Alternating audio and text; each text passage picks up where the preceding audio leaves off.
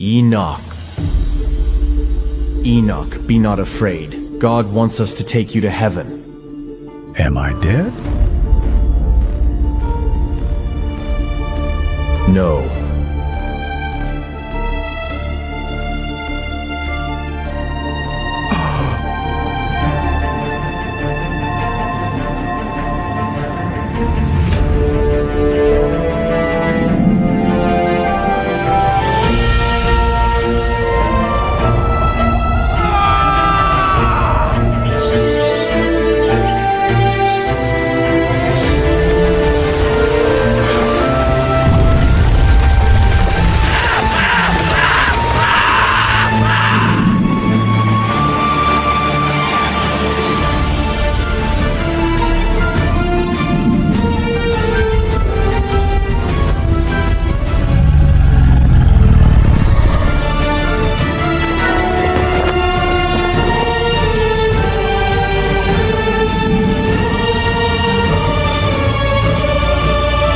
Enoch.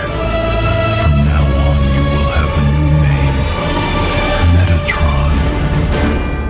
You are watching The Bible Witness. This morning, when I was asleep, I heard a call that wake me. Enoch. I jolted upright, my chest tightening. My breath caught, and I stared, unable to speak. Two angels are standing right before my eyes. Enoch, be not afraid.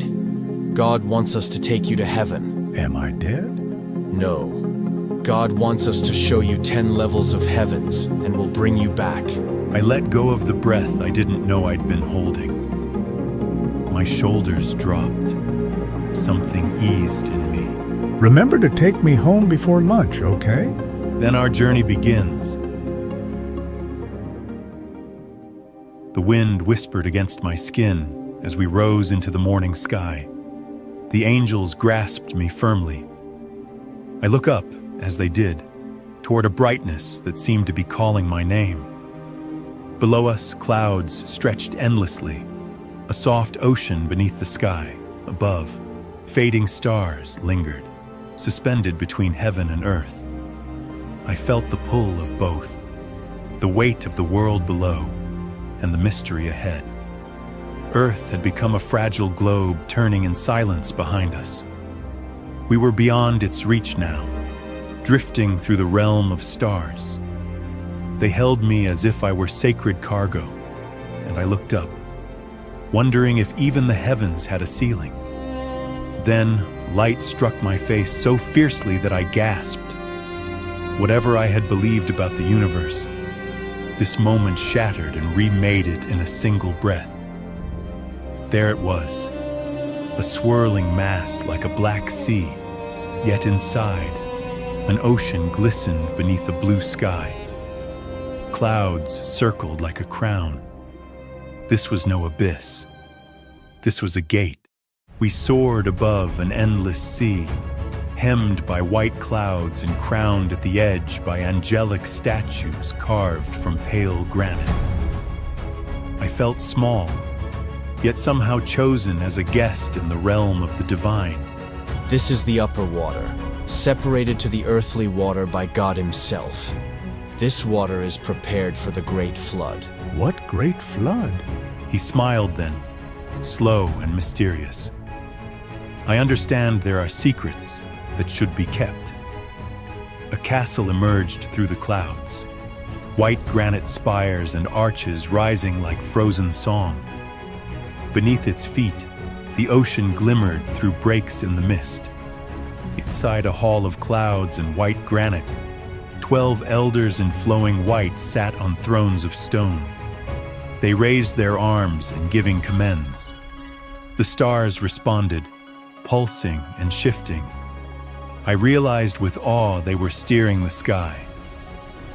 Then the angels brought me to a room where snow lashed the vast room like a storm held in place. In the center, a mound of glimmering crystal and ice pulsed with refracted light. This was a vault, the very source from which snow and frost would descend to the world below. Then another new chamber opened into mist. Clouds, light and dark, gathered at our feet, spilling over the floor and drifting through columns of glass. Here, the clouds were kept until their time came to roll across the earth. The third room breathed with vapor. Golden cauldrons bubbled with mist, white smoke trailing upward and pooling across the thick fog-covered floor. This was the treasure of dew, where morning's breath is born and waits to descend. Let's go to the second level, shall we? We stood together, the angels and I, gazing into a world robbed of light. Snow coated the ground, yet offered no purity. Everything here had weight, of sorrow, of judgment. Then I saw them, 100 beings, once majestic, now brought low, wings black as dusk, garments soaked, bound in thorns that pulsed faintly red. They knelt, motionless, covered in frost. This was exile, a fate that worse than death. Who are those poor angels? These are those who turned away from the Lord, who did not obey the Lord's commandments, but of their own will plotted together and turned away with their prince and with those who are under restraint in the fifth heaven. Man of God, pray for us to the Lord. Who am I, a mortal man, that I should pray for angels? I'm sorry. Let's get out of this land. The third heaven is waiting. We walked away. I didn't look back, though the image stayed with me. Behind us, the storm continued. Ahead, the path rose again. Heaven, I was learning, was no single thing. It was glory, yes, but also grief. The gloom lifted. We soared above clouds into a land so radiant it felt like waking from a long darkness. Below us, white trees gleamed, birds wheeled in flocks, and golden light spilled across flowers and grass. I stood on the ground of this world, letting its colors flood into my eyes. I faced a land where sorrow had no echo. For a moment, I can't say anything, for my eyes were too busy enjoy the view. This is Eden, where the righteous dwell when they died, the land of eternal youth and far from aging, and the land of eternal happiness. Look, this is the tree of life, stood at the center of Eden. Everyone came from the tree, but not everyone came back. I gazed upward, wonder flooding my face. For the first time since the journey began, I felt not overwhelmed, but welcome. As if all the heavens had conspired not to dazzle me, but to remind me of joy. But Eden is just one part of the third heaven. But in the same floor of the third heaven, there is another place. We hovered above a great divide, a vast chasm carved into the fabric of paradise itself. One side flourished with white forests and clear streams. The other was scorched and lifeless. We descended into the darkness. Gone were the songs of birds and the golden leaves. Here, the land bled. Lava carved through black earth. Ash choked the air. Broken ruins whispered of a beauty lost to time and choice. This was a memory of heaven, defiled by will. Welcome to so-called hell. I saw lakes of lava stretched before us, thick with the stench of despair. People, thousands, waded in up to their waists, screaming, pleading, eyes wild with torment. This was the place of the sinners. This place guarded by terror angels, the monstrous figures, cloaked and faceless save for a single eye that cast a brutal beam of light. Here, The pain came from knowing exactly why you were here. This place is for murderers, thieves, betrayals, those who worship other gods, divinations, witches, adulterer, hookers, pander, and every sins in the world. I could not move. My heart thundered with the fear of justice, too sharp, too precise.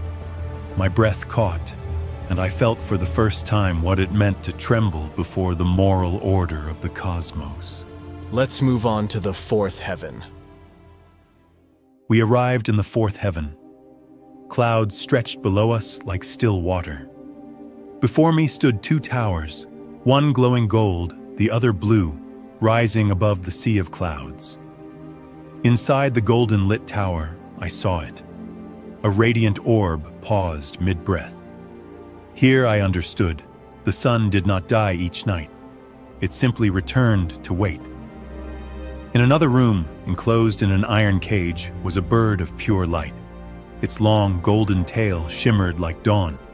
It did not sing. It waited, still and solemn. My guide whispered that it would soon rise to scatter light and morning dew across the worlds below. Then I felt a weightless kind of awe. This place was not meant for eyes. No prophet could describe it. No painter could capture it. Then we crossed into the other tower, and there I beheld a second orb. The moon, serene and glowing with quiet blue. The moon was not the absence of the sun. It was the companion of its pause. Then the angels took me to outside, to the eastern Egdu of the world. Far across the clouds I saw a gate, high and arched, carved from white granite, glowing softly with the last light of the sun. Constellations were etched across its curve. This, my guide said, was where the sun would rise. The eastern gate, the beginning of all mornings. And on the other side of the world, under the moon's tender gaze, was the twin gate, adorned with moonlight and stars.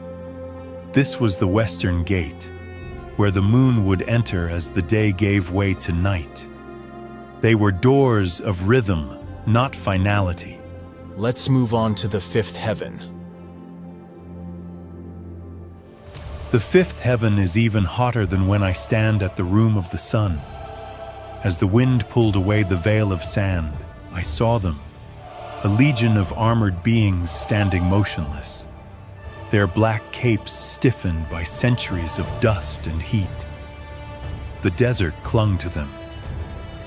They did not move. Their silence was louder than battle drums. Who are they? The Grigori, Satanael followers and who turn away from God, accomplices of those on the second floor. Satanael? Who's Satanael? The traitor on the second day of creation. And I saw it. My mouth hung open again, but no words came. A massive figure kneeling in the storm, wings unfurled like broken monuments, horned, bowed, and glowing with eyes that burned red through the storm. The traitor himself. Satan. That's enough for the fifth floor. We rose above the sands, and I looked back. The Black Army still there. Silence as will be forever. In the sixth heaven, I saw two colossal statues. Their wings wide formed a divine arch above us. The sky behind them radiated with the kind of light that seemed to reach into the very soul, and beneath, clouds lay thick and soft, like a blanket draped over the earth. Welcome to the heaven of the Archangels. I stood there, my body too stunned to move. I had seen the heavens before, but this was something entirely different. I saw the Archangels. They soared through the skies, their robes flowing like ribbons. I'm being in a place that was not meant for humans. A space too pure, too refined for the eyes of the living. Then, 3 archangels appeared before us, their bodies suspended in mid-air, their white robes glowing softly in the light. The 2 angels beside me bowed their heads, their hands resting gently on their chests. This was a gesture of reverence. They had guided me this far, but now it was time for me to walk with an archangel. My name is Gabriel. Come, Enoch, let's take a trip around this place. We stepped into the chamber, and my eyes immediately widened. I saw the solar system, planets spinning silently, their movements graceful yet deliberate, while the archangels watching it and govern it.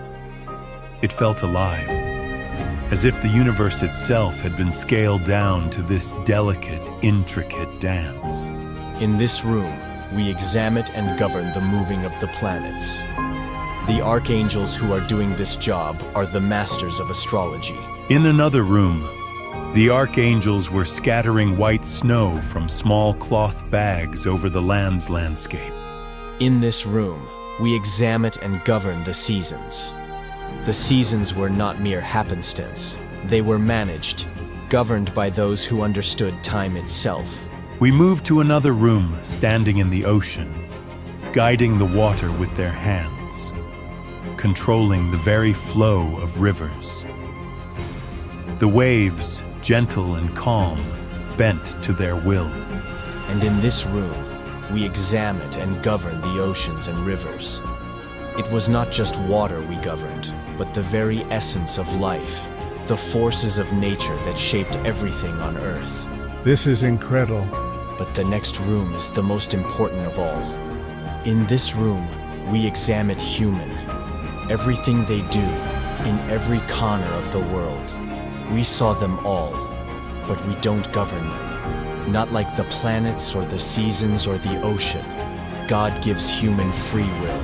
A strange unease creeping into my heart. The truth hit me hard. Humanity was not just part of the natural order. We were being monitored, analyzed, and studied by those who had the power to shape the very universe. Then we write down everything and sent them to God. He's the only one who has the right to judge. At that moment, I realized the shocking truth. The weight of our actions, our decisions, our lives, all of it was watched, recorded, and God knows about them. Let's go to the next level. In the 7th heaven, I saw a vast legion of heavenly warriors standing upon layers of cloud like divine terraces. They wore radiant white armor and bore spears as tall as themselves. Among them were their leaders, not merely greater in armor or rank, but cloaked in a majesty that made the clouds beneath their feet seem to kneel. Their eyes shone with the wisdom of battles not of this world. Then above of all, their highest leader, the right hand of God, Michael, the archangel. His golden hair danced in the wind, and his gaze pierced through me. I had read his name in sacred texts. Now I stood beneath his shadow. When I reached the 8th heaven, I saw the foundations of divine command. Thrones hovered like blazing altars, pulsing with authority. Often wheels of fire and eyes turned in silent synchrony. Cherubim, radiant and watchful, circled above in sacred duty. And beyond them, the seraphim. They burned with unquenchable flame, 6-winged beings whose every motion was song. Their praise of God. Their song vibrating through the heavens, sustaining the very structure of glory. And at the 9th heaven, upon a silver cloud, I saw the constellations, alive. It was Leo, the constellation of the leader, proud and regal. In its form, I sensed strength without cruelty, dominion forged in balance. I saw Pisces, twin fish formed of shimmering light, circling in dance. They whispered of mystery, of choices made in pairs, of destinies that flowed like rivers. I saw Libra, a glowing scale, rotating gently in the air. It was judgment in motion, forever watching, forever weighing. My mouth fell open. My knees weakened. I, Enoch of the earth, stood among the stars made flesh, among beings whose praise echoed in the architecture of time. I was in the ninth heaven, and nothing in me was prepared. Are you ready? Ready to what? To meet God. As I reached the final height, the clouds beneath my feet turned into a sea of light, and before me stood the throne. A radiant being cloaked in pure light sat atop it, ungraspable to the eyes. The brilliance emanating from him blurred all form, and I knew this was him my breath caught. I could feel my face awash in divine gold, the heat not burning, but overwhelming in purity. I could no longer feel my body, only the trembling awe of being seen. Tears escaped me without command. I, a speck of dust, dared to behold the center of all. I took a step forward. The light surged around me, yet instead of blindness, I felt clarity. He welcomed me, and yet I felt as though he watched every inch of me. I sobbed. Not from pain, but from the unbearable beauty of being in his presence. Did you enjoy your trip through the 10 heavens? I could not speak. My lips moved, but it was my soul that answered. The tears kept coming, and still I cried. No shame in it. For what else can a man do before the Almighty but weep? My body lowered on its own. Knees met cloud, shoulders shivered. I bowed, not just in reverence, but in total surrender. He watched, silent, and yet that silence thundered more than 1,000 trumpets. I looked up again through teary eyes and found a quiet strength rising in me, not pride, obedience. There I stood, utterly alone, yet not abandoned, surrounded by light, but never more seen. You have a mission to do. Write down everything you have seen and every story you will hear. My body collapsed. I pressed my forehead to the glowing ground. My hands clenched in prayer. I understood now. This was never about seeing. It was about remembering. Yes, I will do, Lord. I had returned, no longer the same man who once walked the earth, but now a vessel carrying heaven's burden. I started to write as the command of God. Each stroke echoed with the voices of angels and the songs of stars. Every parchment was a bridge from heaven to earth. My hand moved on its own, steady, guided by memory more divine than mortal. The revelations poured forth like water from a sacred spring. Days passed. The sun moved across the sky. Yet I remained at that table, captured in silence, lost in a task that no man before me had dared undertake. When I almost finished the book, a guest came to me. Suddenly the door opened, and I knew. Gabriel had returned. I turned, startled. My hand froze, the quill trembled. My heart knew him before my eyes did. He extended his hand in companionship. I placed the quill down. Heaven was calling again. Together, we came back to heaven. Gabriel walked beside me, and I felt whole. My duty on earth has finished. It's my new duty on divine. Once again, I found myself in the midst of heaven's brilliance. The light gathered at my feet, not as greeting, but as recognition. I was no longer only a visitor. He waited for me. His gesture was simple, yet it moved the axis of my soul. Gabriel bowed before him. I understood something would change. Gabriel handed me the scroll and pen. I looked down at it. The feather trembled between my fingers. What more was there to write? What could be greater than what I'd already seen? Enoch. I'm listening. From now on, you will have a new name. Metatron. Metatron? The light fell upon me like a mantle of destiny. My robe began to change, and the winds carried a divine hum. I felt myself unravel and reweave into something no longer mortal. My eyes can see more things than mortals' eyes can see.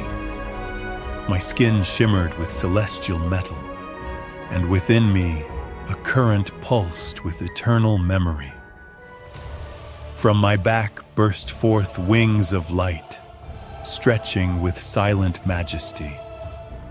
I tremble. I'm ready. Listen to the first command. From now on, you will no longer be a mortal. You will sit on the throne with me at the right hand of eternal light. I knelt, one knee pressed to the cloud floor. My hand rested over my heart. The scroll and feather pen now felt like instruments of law, not literature. You will write down everything I command you, everything that happens in the heavens. You will keep all my secrets, things that have never been spoken since the beginning of time. I will remember every word. You will be the greatest of angels, the scribe of the words of the Most High. I stood, my wings unfurled fully, and I held the scroll close. I was no longer Enoch. I was something the stars themselves had awaited. Metatron, witness and wordsmith of heaven. I stood alone atop the world, where the heavens kissed the peaks and the clouds drifted like silent witnesses beneath my feet. Light poured from behind, embracing me not as a man, but as one reborn. I had become the silence that once asked the questions. Somewhere beyond, the stories yet unwritten awaited me, and I would bear witness to all. Every line I would write carried the breath of eternity. And so I stood, no longer merely a man, but the scribe of the divine, alone atop the world, bearing witness to heaven's secrets and cradling eternity in his hands.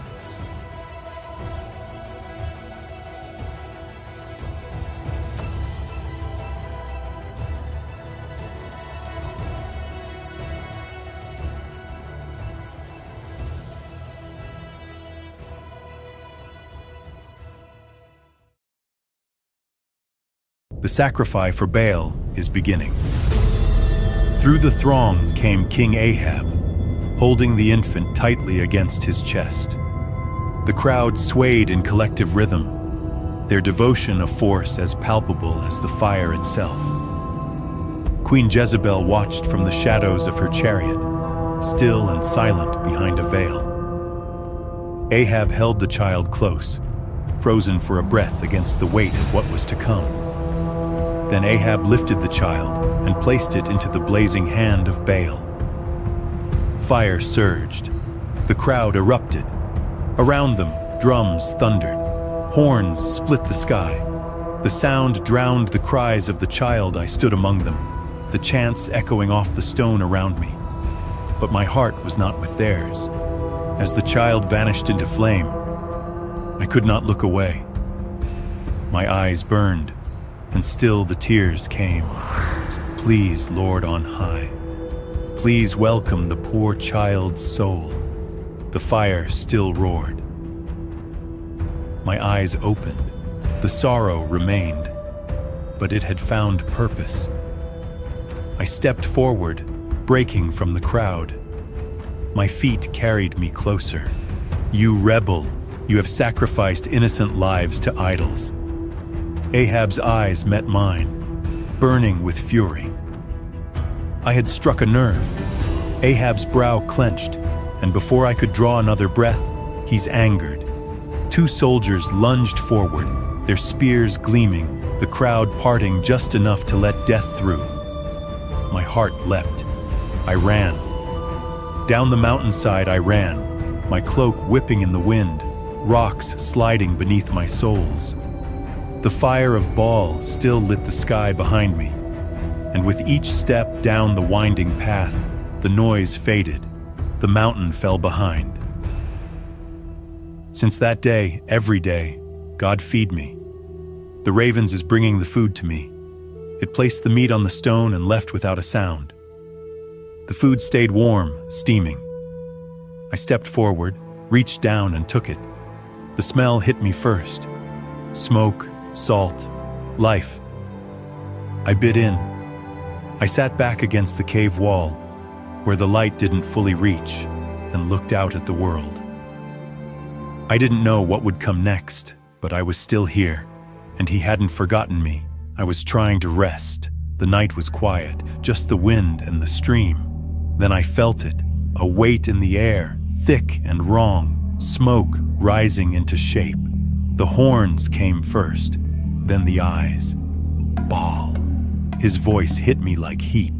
Elijah, you are strong.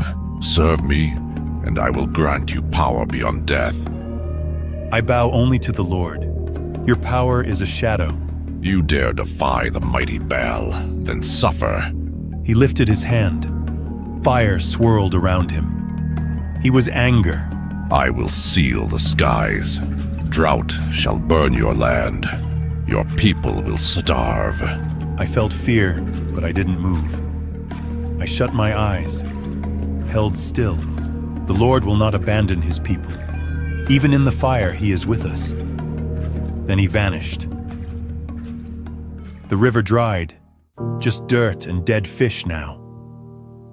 I saw people drop in the fields, nothing to eat, nothing to drink. The sun stayed white and still, no clouds, no wind. Then came the locusts. They filled the sky. The land was ruined, and the people were breaking. The house was quiet. I could feel it even before I stepped close. I saw the boy, pale of sickness. His mother sat beside him, crumpled, holding her head like she could stop it from falling apart. Then came the tears. Not loud, just steady, like something that had been waiting a long time. I stood outside the door, waited. Then I raised my hand and knocked, once. Soft, but enough. I stood outside the door, waited. I heard her shift. A sudden breath, steps, the sound of her hand on the door. She was afraid, but she was listening. May I rest here for a while? She looked at me like she didn't expect to see anyone standing there. I didn't say a word, just waited. After a second, she opened the door and stepped aside. I walked in. The room was small, damp, heavy with silence. I sat down, looked around, then looked at her. Give me some bread to eat. She froze, stared at me like I'd asked for something sacred. I have only enough flour for one last piece. Make it for me. She didn't answer, just turned and walked off. Angry, I think. But still, she's doing what I ordered. I watched her lift the jar. She sighed, and that was enough. She took the last bit of flour, just a pinch. I saw the way her hand trembled. She worked in silence, pressing the dough without looking up. I sat still, eyes closed, listening to the soft scrape of her hands on the table. Then came the smell of fire, weak but enough to catch.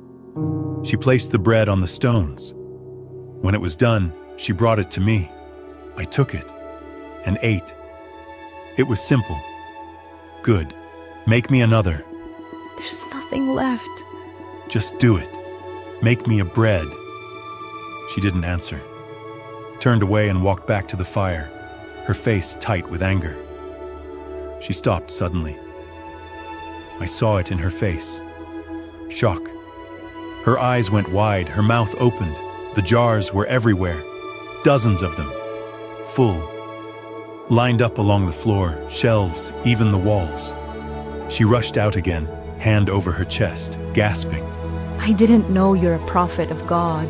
Please forgive me for my disrespect. You did no disrespect, writeress daughter. Pray to the Lord. I will do what I must. Then I walked toward the boy's room. Behind me, she stayed kneeling, hands clasped, whispering a prayer with her eyes shut tight. The boy was still, too still. I stepped closer, knelt down beside him. His skin was cold. I put my hand on his forehead and prayed. Then he stirred. His eyes opened, slow but alive. I heard the mother's footsteps before I saw her. She ran into the room. She dropped beside him and pulled him close. She was crying into his shoulder, holding him like she never would again. I looked away, gave them the moment. A small smile crept in. From this day on, your house shall never run out of flour and oil. She bowed low, hands pressed to the ground. When she lifted her head, her eyes were full, not with tears this time, but something stronger. Faith. Then I stepped away. The room was quiet now. Nothing left to say. The altar was quiet now. Nothing but bones and ash. They had killed so many, and still, no rain. I saw them before they saw me. Ahab and Jezebel slumped at the base of their god. We sacrificed hundreds, and yet the skies remain silent. He demands more. Baal must be testing us. The wind picked up. The ash moved. That was my moment. I stepped forward. No words, just walked. One step after another. I saw Ahab lift his head. His eyes narrowed. He knew I was back. I walked through the dust until they saw me. I kept my eyes on them, no fear. Why do you still kneel before this statue of ash? You burn bones and blood, yet the sky gives you no answer. Tear it down. Return to the Lord, before he tears you down instead. You dare speak of your Lord to us? He waits, but not forever. Ahab looked at me for a long moment. What must we do? We met at the mountain next morning, me and 450 priests of Baal. The statue looked bigger up close. I raised my hand, commanded them, challenged them. Place the bull on Baal's hands. Do not light it. They hesitated, then obeyed. The animal lay still, tied and silent. O Baal, answer us. They started to pray for Baal, but nothing happened. Not a singer fire was lit. Baal. I didn't move, just watched. The sun didn't shift. The air didn't change. Flies circled the bull, and their god stayed silent. I knew that it was time for me to declare my God. Let them know you are God. That was all I said. Then the sky split. A column of fire came down fast. It hit the altar like a hammer. The mountain shook. The statue cracked. I saw metal melt and run like water. The priests couldn't speak a word. The bull was gone. The statue was gone. Every images of Baal was burned to ashes. I stood still in the smoke, watching it all fall, and I smiled. Meanwhile, Queen Jezebel was at the temple of Baal for a prayer. She knelt, trying to reclaim control the only way she knew. O Baal, protect your servants. Her god answered. The statue cracked. Its eyes glowed. She froze. Her prayer broke in her mouth. He stood, bull-headed, red-robed, no longer a carving. Baal had come in full form now. What are you doing here? My priests are dying. Save them, fool. She stumbled back, the Queen of Israel reduced to a trembling shadow. Forgive me, my lord. She dropped. Her power meant nothing now. Jezebel rushed out of the temple door. I'd let fire fall and burn the lies from this mountain. It came like a sword from the sky. A blast so bright, the mountain lit up like day. I watched their faces, the priests, screaming, running. Some caught fire before they even moved. The rest scattered like frightened dogs, robes ablaze. One fell, burning, their cries mixed with the roar of flame. The terror in their eyes said everything. I had no need to move. The fire wasn't for me, it was for the lies, and now they were burning. They came riding hard, Jezebel and Ahab, cutting through the smoke. Her face was ash-streaked, her eyes full of fury. We're almost there. I stood waiting. Around me, the remains of the false priests smoldered. She yanked her horse to a stop. The fury in her chest cracked wide. Kill him. One of her guards stepped forward, sword in hand. I turned and ran. No time to argue, no time to prove anything. Down the slope, legs burning, breath sharp in my chest. My mouth dried out, my lungs scratched, but I didn't stop. She watched, seething, so did he, but neither moved. They knew I wouldn't run forever. The sun burned. I dragged myself across the sand, legs heavy, breath short. I stopped, shielded my eyes, and looked up. Not a sign of God, just wind and dust. I closed my eyes. My lips were cracked, my skin dry and stinging. I was tired. Then I felt him, behind me. He stood there. Baal. You wander the desert and call to a god that's silent. He does not abandon those who truly follow. Truth, your god hides while I speak. He speaks in the storm, not in lies. Then stop me, if you can. All your people are worshiping me now. I didn't move. I just stood there, chest pounding. No one else. Just me. And him. He leaned forward. His shadow swallowed me whole. I turned and walked. Each step felt heavier than the last. I am no better than my fathers. They had idols. We have silence. It is enough, O Lord. Please, take away my life. And then I stopped moving. The wind kept blowing. The sand didn't care. God didn't answer. I lay still under the sparse shade, the sand half burying my robe. I didn't move. A raven flew overhead, wings slicing the dawn air. It carried something in its claws. It landed nearby, dropped a piece of meat in front of me. Then it waited. My eyelids parted a sliver. I turned my head. Barely, the raven didn't move. Thank you, O Lord. Thank you. I reached for the meat, fingers trembling, and brought it to my mouth. I stood slowly, each step into the desert heavier than the last. I found a cave, carved into barren rock, and sat at the entrance, curling in on myself. My back pressed to the wall. I didn't speak, didn't think, just stared. What are you doing here, Elijah? I have been very zealous for the Lord God Almighty. The Israelites have rejected your covenant, and now they are trying to kill me too. Go out and stand on the mountain in the presence of the Lord. I stepped out of the cave, the wind tugging at my robe. The wind surged, fierce and wild, pulling at my clothes and hair. I closed my eyes. Dust and leaves whipped around me, stinging my skin. Then, stones crashed from the cliffs above. The ground shook. Dust exploded. I hit the ground hard, bracing myself as debris flew past.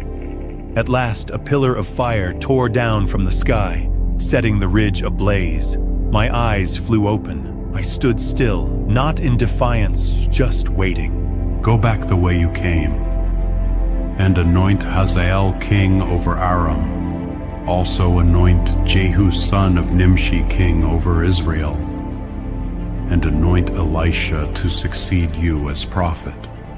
Yes, my lord. Meanwhile, Ahab refused to eat, locked in his palace, sulking like a child because Naboth would not sell his vineyard. Let me take care of it. Soon after, Naboth was dragged out from his home and was accused. He was stoned to death for disrespecting the Lord, a sin he didn't commit. Ahab took what he wanted. I found him wandering through the vineyard as if it had always been his. Your blood will be licked in the same place Naboth died. Later, during battle, an arrow found him. He collapsed in his chariot. His blood ran into the dirt. Dogs came and licked his blood, as I said before. Then I did as commanded, anointed Hazael passed the mantle. But Jezebel, even in her final moments, she clung to vanity. She was thrown out of the palace's window, and the dogs ate her whole. Only her skull, feet, and hands remained. Under the sun, across the open field, I saw Elisha, driving a yoke of oxen through the dust. His back was soaked with sweat, but he moved with quiet resolve. I stood for a moment, watching. No words were needed. I walked forward, then I took off my cloak and threw it across his shoulders. He froze. His eyes widened. One hand reached up, brushing the fabric. I turned and walked away. Then I heard him running. I glanced back. He was coming. No hesitation, no questions. When he dropped to his knees, hands clasped, head bowed low, I knew he understood. The Lord has chosen him to be my legacy. The sun was low when we reached the Jordan. We walked side by side along its bank. Neither of us spoke.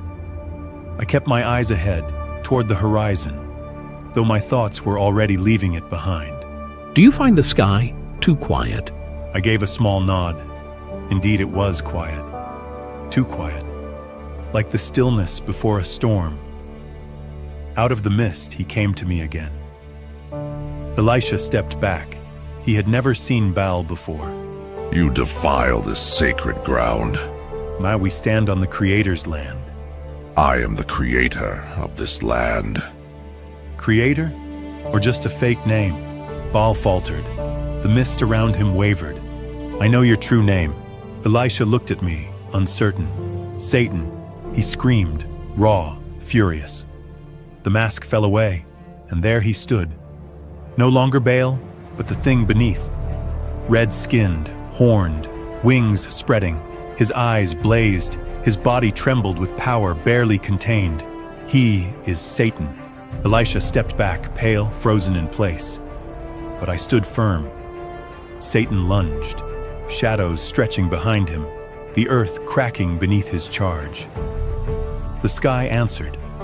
Clouds twisted above, red light piercing through the storm. Then it came, a column of fire, sudden and absolute, crashing down from heaven. Flames consumed his scream. His body writhed, eyes wide before vanishing in the blaze. Again, silence stretching across the Jordan's banks, the last glow of sunset washing everything in gold. I saw him lift his eyes, the fire from heaven still reflected in them. Then it came, the chariot. Gold, blinding, patterns dancing along its surface, horses with burning manes, wheels wreathed in flame. I stood tall, my cloak whipped in the wind. I didn't blink. He came closer, his face trembling with emotion. Stay strong, my son. He lowered his head, tears slipping down his cheek. I turned and walked toward the chariot. Stepped in. Light engulfed me. The wheels turned. I rose, fast and roaring, tearing across the surface of the river. Ahead, a portal opened, burning gold, alive. Then I was gone, and he was alone. Mist surrounded me, soft, endless, white as stone beneath my feet. Then I stopped. I saw him, a figure in the fog. I knew that form. My breath caught. Moses. He's waiting. We walked together side by side as the mist parted before us. Light grew ahead, slow, warm, alive. And then I saw him, the Lamb, the Son of God. Upon the mountain's crown, wrapped in golden white, it's like the whole of my life was served only for this moment, and everything in me fell silent. In the Abrahamic faiths, angels are the most powerful spiritual beings after God himself. They aren't just messengers. They execute judgment, heal the sick, record human deeds, and guard the boundaries between life and death. Ancient texts mentions of millions of angels through creation. But out of that vast number, only 8 are consistently named, remembered, and revered.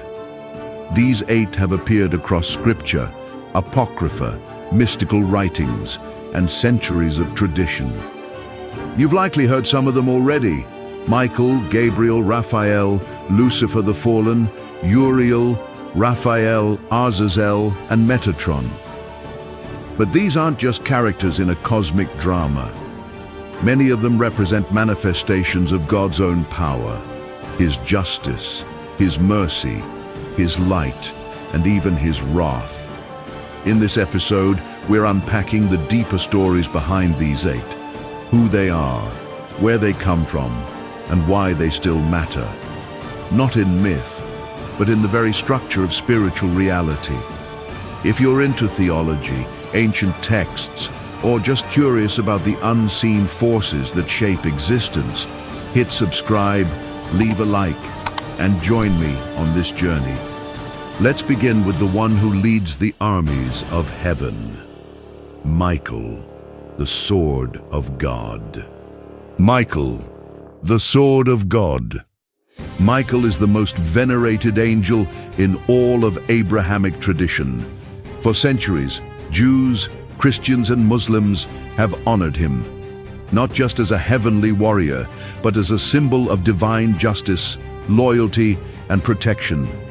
His name in Hebrew, Michael, means "who is like God," not a statement, but a challenge, a cry of allegiance hurled against rebellion. Many believe it was Michael's voice that first rose in defiance against Lucifer, the angel who sought to exalt himself. Michael is often depicted as a radiant warrior, armored in divine light, with a face like lightning and a flaming sword in hand. His presence is not gentle but powerful. In the book of Daniel, he stands against the dark prince of Persia, a spiritual adversary tied to worldly powers. Later, he is named as the protector of Israel, the one who will rise in the end times. In Jude, he disputes with Satan over the body of Moses, yet speaks not with arrogance, but reverence. The Lord rebuke you. And in Revelation 12, Michael takes center stage, leading heaven's armies, casting down the great dragon, Satan himself. Jewish Midrash speaks of Michael rescuing Abraham, dueling Samael, and standing at God's right hand as the embodiment of mercy. In Kabbalah, he is associated with Chesed, loving kindness, yet he burns with the fire of justice. In Islam, Michael is not a warrior, but a solemn, gentle spirit, the angel of rain, sustenance, and divine care.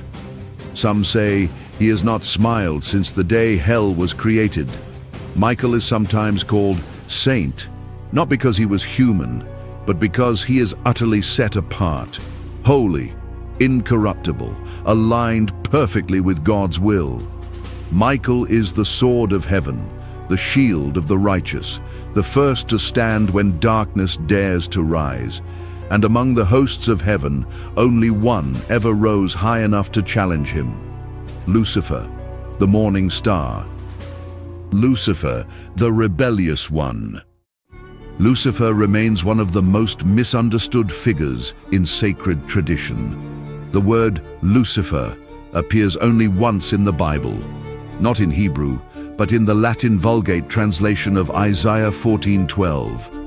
"How you have fallen from heaven, Lucifer, son of the morning. But in the original Hebrew, the word is Helel ben Shakar, shining one, son of dawn. In Christian tradition, especially from the 4th century onward, this imagery was reinterpreted. The figure who falls from heaven in pride became associated with Satan, especially when paired with Revelation 12, where Michael casts down the dragon. Though Scripture never directly equates Satan with Lucifer, the association stuck. Over time, Lucifer became the poetic name for Satan before his fall, a name of beauty, brilliance, and eventual ruin. In texts like 1 Enoch, the fall is echoed through the story of 200 rebellious angels led by Lucifer. Church fathers like Augustine and Aquinas describe Lucifer as the highest of angels, cast down for one fatal sin, pride. The words non serviam, I will not serve, though not in Scripture, capture the heart of his fall. Lucifer wasn't created to destroy. He was magnificent until he chose to rise beyond what heaven allowed. He fell, not from weakness, but from brilliance, twisted inward. Lucifer and Michael, rebellion and loyalty, pride and obedience, both powerful, both eternal. But beyond them stands another, a man transformed, not by defiance but by purity. A scribe who now sits beside the throne. His name is Metatron, and he is more powerful than them both. Metatron, the most powerful angel. The angel Metatron doesn't wield a sword or command heavenly armies, yet holds something infinitely more enduring, a pen. And what makes him even more astonishing is this: he was once human. Still, he is regarded by many as more powerful than Michael, more transcendent than Lucifer, and more mysterious than any other angel you've ever heard of. Even his name defies convention. Unlike Michael or Gabriel, Metatron's name has no clear origin in Hebrew, making it a rare anomaly in the angelic hierarchy. Scholars have offered many theories. Some suggest the Greek metathronos, meaning beside the throne. Others propose the Latin metator, meaning guide or pathmaker. Among Kabbalists, the name is often viewed as a sacred cipher, a name too holy or too dangerous to be fully understood. And that alone tells us something crucial. Metatron doesn't fit the system, he transcends it. According to Jewish mystical texts and the Talmud, Metatron was once Enoch, the 7th generation from Adam. The book of Genesis says simply, Enoch walked with God, and then he was no more because God took him. But in mystical tradition, this taking was not death. It was a transformation, a glorification. In the book of 3 Enoch, Enoch is said to have been exalted into heaven, transformed into the angel Metatron, granted 72 wings, 365,000 eyes, and placed beside the divine throne. His glory became so intense that other angels mistook him for God himself and moved to destroy him, because in heaven only one may sit and only one may be worshipped. That moment, nearly divine yet not, defines his paradox. Closer to God than any created being, yet still creation. Metatron doesn't fight battles or heal the wounded. He records. He is heaven's scribe, the one who documents every deed, every thought, every hidden movement of the soul. In the Talmud, Rabbi Elisha once saw him writing the Book of Life, and from that vision fell into heresy, unable to accept that anyone but God could wield such authority. Metatron is memory, order, and divine precision.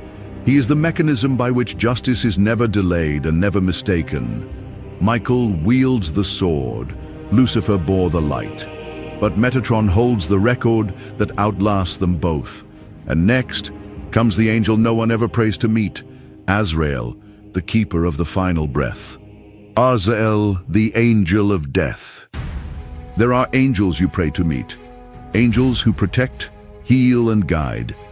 And then there is the one you hope never arrives too soon, Azrael, the angel of death. Known in Arabic as Azrael and in Hebrew as Azrael, his name means helped by God, a gentle name for a solemn task. But Azrael isn't cruel. He isn't feared in heaven. He is not the bringer of death. He is the one who receives the soul, carrying out divine command with precision and care. In Islam, he is Malak al-Maut, one of the 4 archangels. At the moment of passing, he comes. For the righteous, the soul leaves like water from a vessel. For the wicked, it tears free like wool from thorns. Hadith describe him with 4,000 wings and a body covered in eyes and mouths, each eye linked to a living soul. When someone dies, their eye closes forever. In Jewish tradition, Azrael doesn't appear by name in Scripture, but his presence is felt, especially on the night of Passover, when the firstborn of Egypt perished. Many believe the silent force that passed through Pharaoh's land was Azrael. Unlike Samael, who punishes, Azrael releases. He doesn't strike, he waits. He appears in Christian mysticism as a soul guide, a quiet companion at the moment of departure, sometimes in light, sometimes in shadow, but always exactly as the soul needs. Even the angelic statues in graveyards, watching, weeping, waiting, are said to echo him. He is the guardian of the final boundary. Azrael is not your enemy. He is the last friend, the one who comes when all others must stay behind. But beyond that final threshold, there is one more force. Not gentle, not quiet, not the one who receives your soul, but the one who judges it. Samael is next. Samael, the divine laws. There is a kind of darkness that does not belong to demons, but to heaven. A blade of divine judgment, a whisper at the edge of conscience, a force that acts not from rage, but from law. His name is Samael. In Hebrew, Samael can mean the venom of God or the severity of God. Either way, his name reveals a paradox, a heavenly being infused with danger. Though absent from the Hebrew Bible, Samael appears often in Midrash, Talmud, Zohar, and mystical writings. He is sometimes paired with Azrael as an angel of death. But while Azrael receives, Samael punishes. In some rabbinic texts, he is the serpent who tempted Eve, intellect, seduction, rebellion in one form. But unlike Lucifer, Samael was not cast out. He remained, because God still uses him. In Kabbalah, he is Michael's opposite. Michael is Chesed, mercy. Samael is Gevurah, severity. One defends, one executes. He is not evil, he is precise, a sword that does not hesitate. Some traditions link him with Lilith, ruling the shadow world of Qliphoth, a distorted mirror of creation. While Michael guards heaven's gates, Samael tests who deserves to enter. Is Samael Satan? Sometimes. In some texts, he is Ha-Satan, heaven's prosecutor, not a rebel, but a challenger of righteousness. In others, he is a separate force, not fallen, but feared. He never disobeys. He simply does what must be done when mercy cannot. In occult thought, he echoes Prometheus, bringing knowledge that wounds, power that divides. And when he finishes his work, only then can the light return. Next is Gabriel, the voice of heaven. Gabriel, the voice of God. Only 2 angels are named in the entire Bible, Michael, who fights, and Gabriel, who speaks. And Gabriel's voice opens the door to the incarnation. Gabriel, the messenger. His name in Hebrew, Gabriel, means the strength of God, or God is my strength. But it's not the kind of strength that breaks bones or shakes the earth. It's the strength of a word so pure, so absolute, it shifts history. Gabriel first appears in the book of Daniel, not as a warrior, but as a revealer of visions. In Daniel 8, he's called to interpret a prophetic dream, and in Daniel 9, he returns swiftly to explain the mystery of the 70 weeks, a prophecy linked to the coming of the Messiah. Gabriel doesn't fight. He translates heaven into meaning. But it's in the Gospel of Luke that Gabriel fully steps into sacred history. He appears first to Zechariah, announcing the birth of John the Baptist. Then he is sent to Mary of Nazareth, delivering the message that she will bear the Son of God. This moment, called the Annunciation, is not just a miracle. It is the turning point of salvation, and Gabriel identifies himself with chilling clarity. I am Gabriel, who stands in the presence of God. In Islam, Gabriel, known as Jibril, holds even greater prominence. He is the angel of revelation, the one who appeared to the Prophet Muhammad in the cave of Hira, delivering the first verses of the Quran. Over the years, he would return again and again, guiding the Prophet, teaching him prayer and law. Hadith describe him as having 600 wings, radiant and vast. And when he revealed his full form, the sky itself trembled. In Jewish Midrash, Gabriel is a warrior of justice, believed to be the angel who destroyed Sodom, protected Daniel in the lion's den, and defeated the Egyptian angels at the Red Sea. He is not violent, but he is unyielding. In Kabbalah, he rules the left pillar, Gevura, judgment, not wrath but refining fire, cutting away lies, revealing truth. If Michael is mercy, Gabriel is purity, justice that speaks before it strikes. In mystical traditions, he is the angel of dreams, visions, intuition, the archangel of the West, guardian of water, of prophecy, of the unseen voice in the night. And when the voice is heard, when the message is delivered, what follows is healing. Raphael is next. Raphael, the healer. Of all the angels we've met so far, warriors, rebels, scribes, judges, Raphael is the gentlest. He doesn't fight, he doesn't accuse, he doesn't command. Instead, he heals. He walks beside. He mends what's been broken, quietly, patiently, and with grace that often goes unnoticed. His name in Hebrew, Raphael, means God heals. But unlike other angels whose names are declarations of might or defiance, Raphael's name is a mission. He exists to restore, to bring wholeness where there was harm. We meet him most clearly in the Book of Tobit, a text cherished in Catholic and Orthodox traditions. Two lives hang in despair. Tobit, blind and bitter, and Sarah, tormented by the demon Asmodeus, who has killed every man she's tried to marry. God sees them both and sends Raphael. He arrives as a companion, a fellow traveler named Azrael, who simply walks with Tobias, Tobit's son. On that journey, Raphael guides without forcing. He protects Tobias from unseen evil. He teaches him how to use the liver of a fish to cast out the demon Asmodeus, and later how to use its gall to heal his father's eyes. And in the end, when the healing is done and the future restored, he reveals the truth. I am Raphael, one of the seven who stand before the glory of God.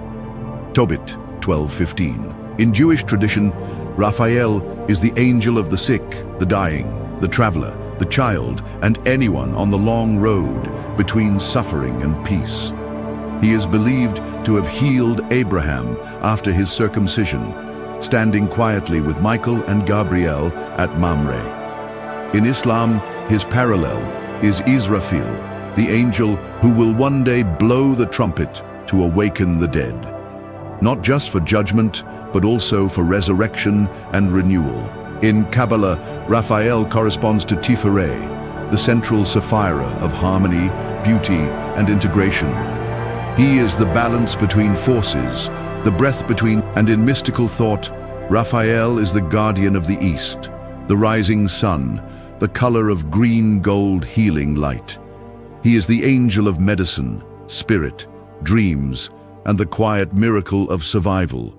He's not loud, he's not feared, but he is always near, wherever a wound needs tending or a soul needs to believe again. Still, some wounds go deeper than flesh, some truths pierce deeper than pain, and for that, we need fire. Uriel is next. Uriel, the divine light. Uriel, whose name means light of God or fire of God, is the keeper of divine intelligence, the guardian of mysteries too vast for human language, too bright for unprepared eyes. He does not shake mountains or part seas. He awakens minds. Interestingly, Uriel is never mentioned in the canonical Bible. Yet, in apocryphal and mystical texts, his presence is profound and consistent. In the book of Enoch, Uriel stands among the four great archangels, Michael, Raphael, Gabriel, and himself, pleading with God on behalf of humanity during the age of corruption. And when the flood was coming, it wasn't God who warned Noah, it was Uriel. In 1 Enoch 10, Uriel is sent to earth, not to destroy, but to reveal. He tells Noah of the coming judgment, giving him the chance to prepare.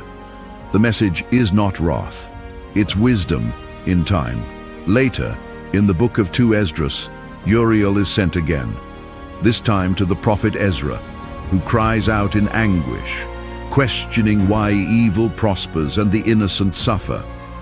But Uriel does not soothe him. Instead, he challenges him. He replies not with comfort, but with questions of his own. You cannot understand what is on earth, and yet you seek to know the ways of heaven?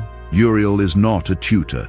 He is a flame of divine logic, forcing the soul to grow before it can grasp eternal truths. In the Eastern Orthodox Church, Uriel is venerated as an archangel of repentance and divine justice, the one who shines light into the human conscience, making hidden sin visible, not to condemn, but to call for return. In Kabbalah, Uriel is sometimes placed in Malkuth, the lowest Sephira, where God's presence touches the material world. In this view, Uriel brings divine awareness into ordinary life, bringing light not from above, but from within. In esoteric systems, Uriel is the angel of the north, of earth, of wisdom, grounded in action. He is linked to prophecy, discovery, the sun, and scientific revelation. A silent guide in dreams, visions, and intellectual breakthroughs. Where Gabriel speaks, Uriel shines. Where Michael defends, Uriel reveals. He is the final voice before judgment, the last light before the abyss. 8 angels, each one a reflection of something divine.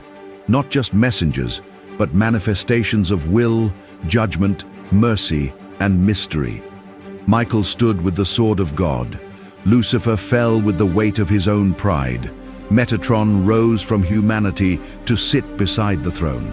Azrael waited at the veil of life and death. Samael executed justice without compromise. Gabriel spoke the words that shaped salvation. Raphael healed the broken in body and in soul. Uriel lit the darkness with truth few dare to face. They are not distant myths. They are mirrors, showing us the forces we meet in life, in suffering, in transformation. Some of us are guarded, some are being tested, some are healing, learning, or breaking through. Each of these angels may walk with us at different times. So now, the question is simple. Which one is walking with you? Thank you for joining this journey.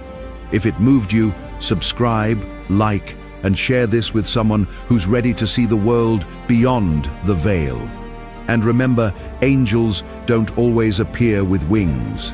Sometimes they arrive as choices. Among all the angels we've mentioned, one stands apart, not because of devotion, but because of defiance. He was the only one who dared to believe he could stand as God's equal. His name, by now, needs no introduction. Let us now descend into the depths of his mind and explore the enigma of Lucifer, the fallen one. The heavens before the tragedy. Before his fall, heaven was a place of perfect harmony and order. Every angel had a purpose, and together they praised their Creator in eternal unity. The angels were divided into different ranks, each with its own role. The seraphim, closest to God, burned with pure love and sang endlessly, "Holy, holy, holy is the Lord Almighty." The cherubim protected divine wisdom and guarded the secrets of the universe. Archangels like Michael and Gabriel were messengers and warriors carrying out God's commands, and the angels closest to humanity watched over people, guiding and protecting them. Above all these orders stood one being, a masterpiece of creation, Lucifer. Known as the light bringer, his beauty and brilliance were unmatched. He was created with extraordinary care, full of wisdom, grace, and power. Lucifer's name reflected his role to bring light and lead the other angels in worship. As the leader of heaven's choirs, his voice inspired awe and his presence commanded respect. Among the angels, he shone the brightest, admired and loved by all. But Lucifer's radiance wasn't just physical. It was a reflection of the Creator's glory. Every action he took was a tribute to God, and his songs echoed through heaven, filling it with divine melodies. The other angels looked up to him, not just for his beauty, but for his dedication to their Creator. However, this brilliance planted the seeds of something darker. Lucifer's unmatched beauty, his authority, and the admiration he received began to stir pride within him. His position, although exalted, was still one of service, a fact that would soon trouble him deeply. While heaven remained peaceful, a quiet change began within Lucifer, unnoticed by others. Hidden beneath his shining exterior, the first hints of rebellion were beginning to form in the heart of heaven's brightest star. The spark of pride in Lucifer. Lucifer's journey from light to darkness began with a thought, subtle and almost imperceptible at first. As the most radiant and powerful of all God's creations, he was admired by the hosts of heaven. But with admiration came self-awareness, and with self-awareness a question: what if my brilliance could surpass even that of my Creator?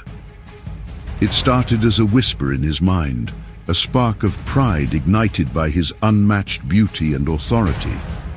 The Bible hints at this transformation. Your heart became proud on account of your beauty, and you corrupted your wisdom because of your splendor. Over time, that pride grew, feeding a desire not just to serve but to ascend above. Lucifer began to question the nature of his role.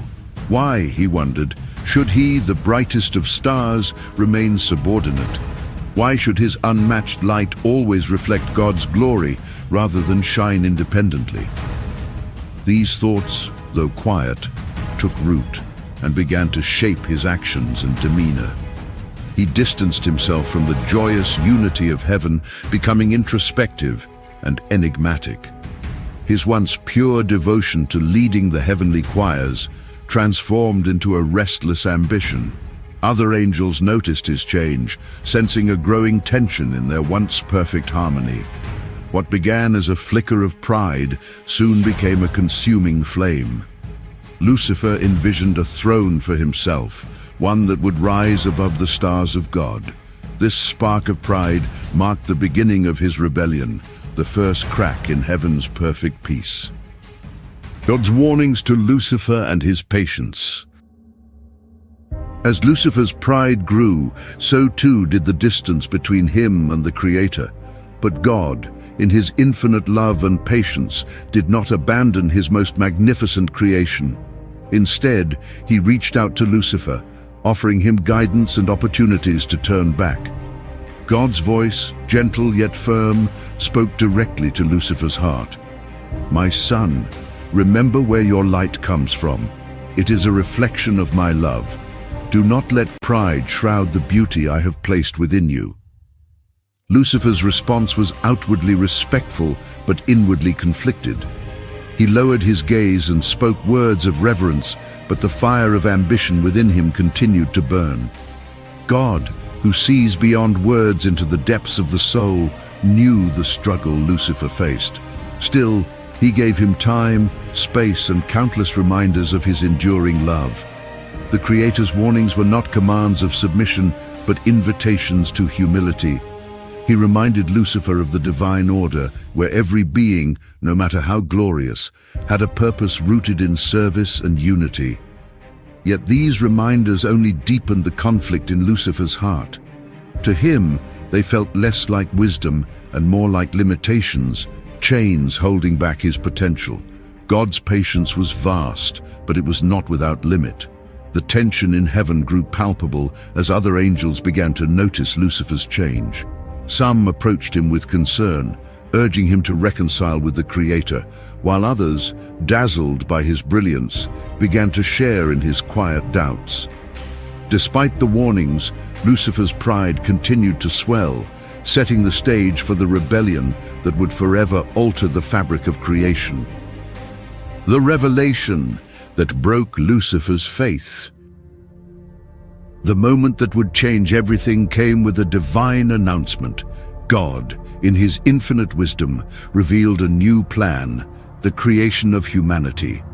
These beings, made in God's image and likeness, would possess both flesh and spirit, a unique fusion of heaven and earth. But the revelation didn't end there. God also declared that in time, he himself would take on human form as the Messiah, entering their world to redeem them from sin. For most of the angels, this announcement was met with awe and wonder.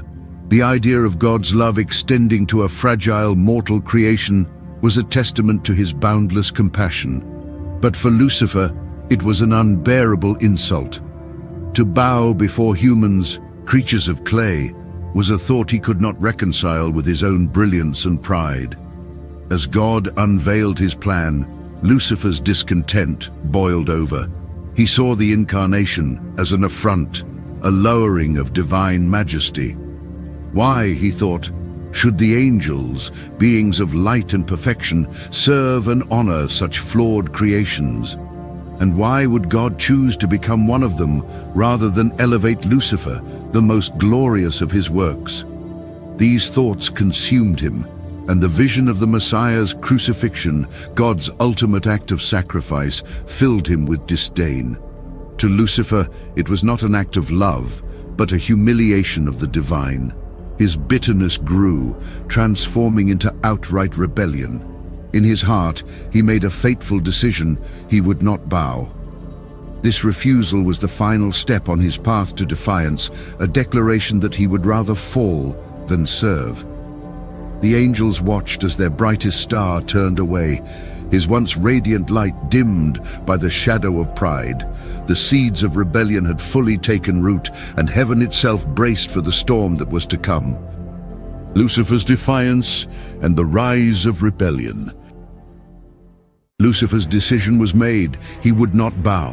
What began as a quiet dissent now erupted into open defiance. The morning star, once the beacon of heaven, stood firm in his refusal to accept God's plan. For Lucifer, this was not merely a rejection of submission. It was a declaration of independence. In his mind, his radiance and wisdom made him worthy of a throne equal, if not greater, to God's. Lucifer's charisma and authority had always drawn admiration, and now he used these gifts to sow seeds of doubt among the angels.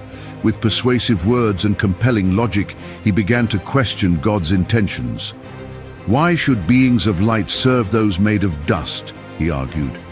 Are we not the true reflections of divine glory? Why lower ourselves to bow before what is lesser? These words resonated with many. Among the heavenly hosts, a third of the angels listened and began to waver. They were captivated by Lucifer's vision of a new order, one where they would no longer serve, but reign. His rebellion was not framed as disobedience, but as liberation, a chance to rise above their ordained roles and claim what they believed was their true potential. Lucifer's following grew, and with it, so did the tension in heaven. What had once been a realm of perfect harmony now trembled under the weight of division. The faithful angels watched with sorrow as their brothers and sisters turned away, seduced by Lucifer's rhetoric.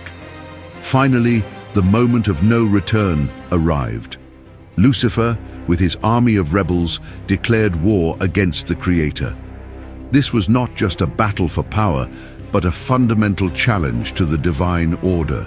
The rebellion marked the beginning of a cosmic conflict that would forever change the fabric of creation, a war between light and darkness, loyalty and pride. The war in heaven. The rebellion erupted with a ferocity that shook the very foundations of heaven. On one side stood Lucifer and his army of angels, united in their defiance against the Creator. On the other, the loyal angels, led by the Archangel Michael, who stood unwavering in their allegiance to God. The battlefield was unlike anything imaginable, a celestial realm ablaze with the clash of divine power and rebellious ambition. Swords of light met shadows of defiance as the two forces collided. The heavens, once filled with harmonious melodies of praise, now echoed with the thunder of a cosmic war. At the heart of the conflict was Lucifer, radiant yet twisted by pride.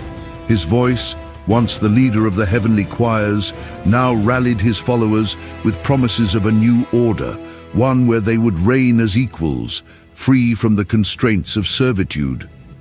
"We are the true bearers of light," he cried. "Why should we kneel when we are meant to rise?"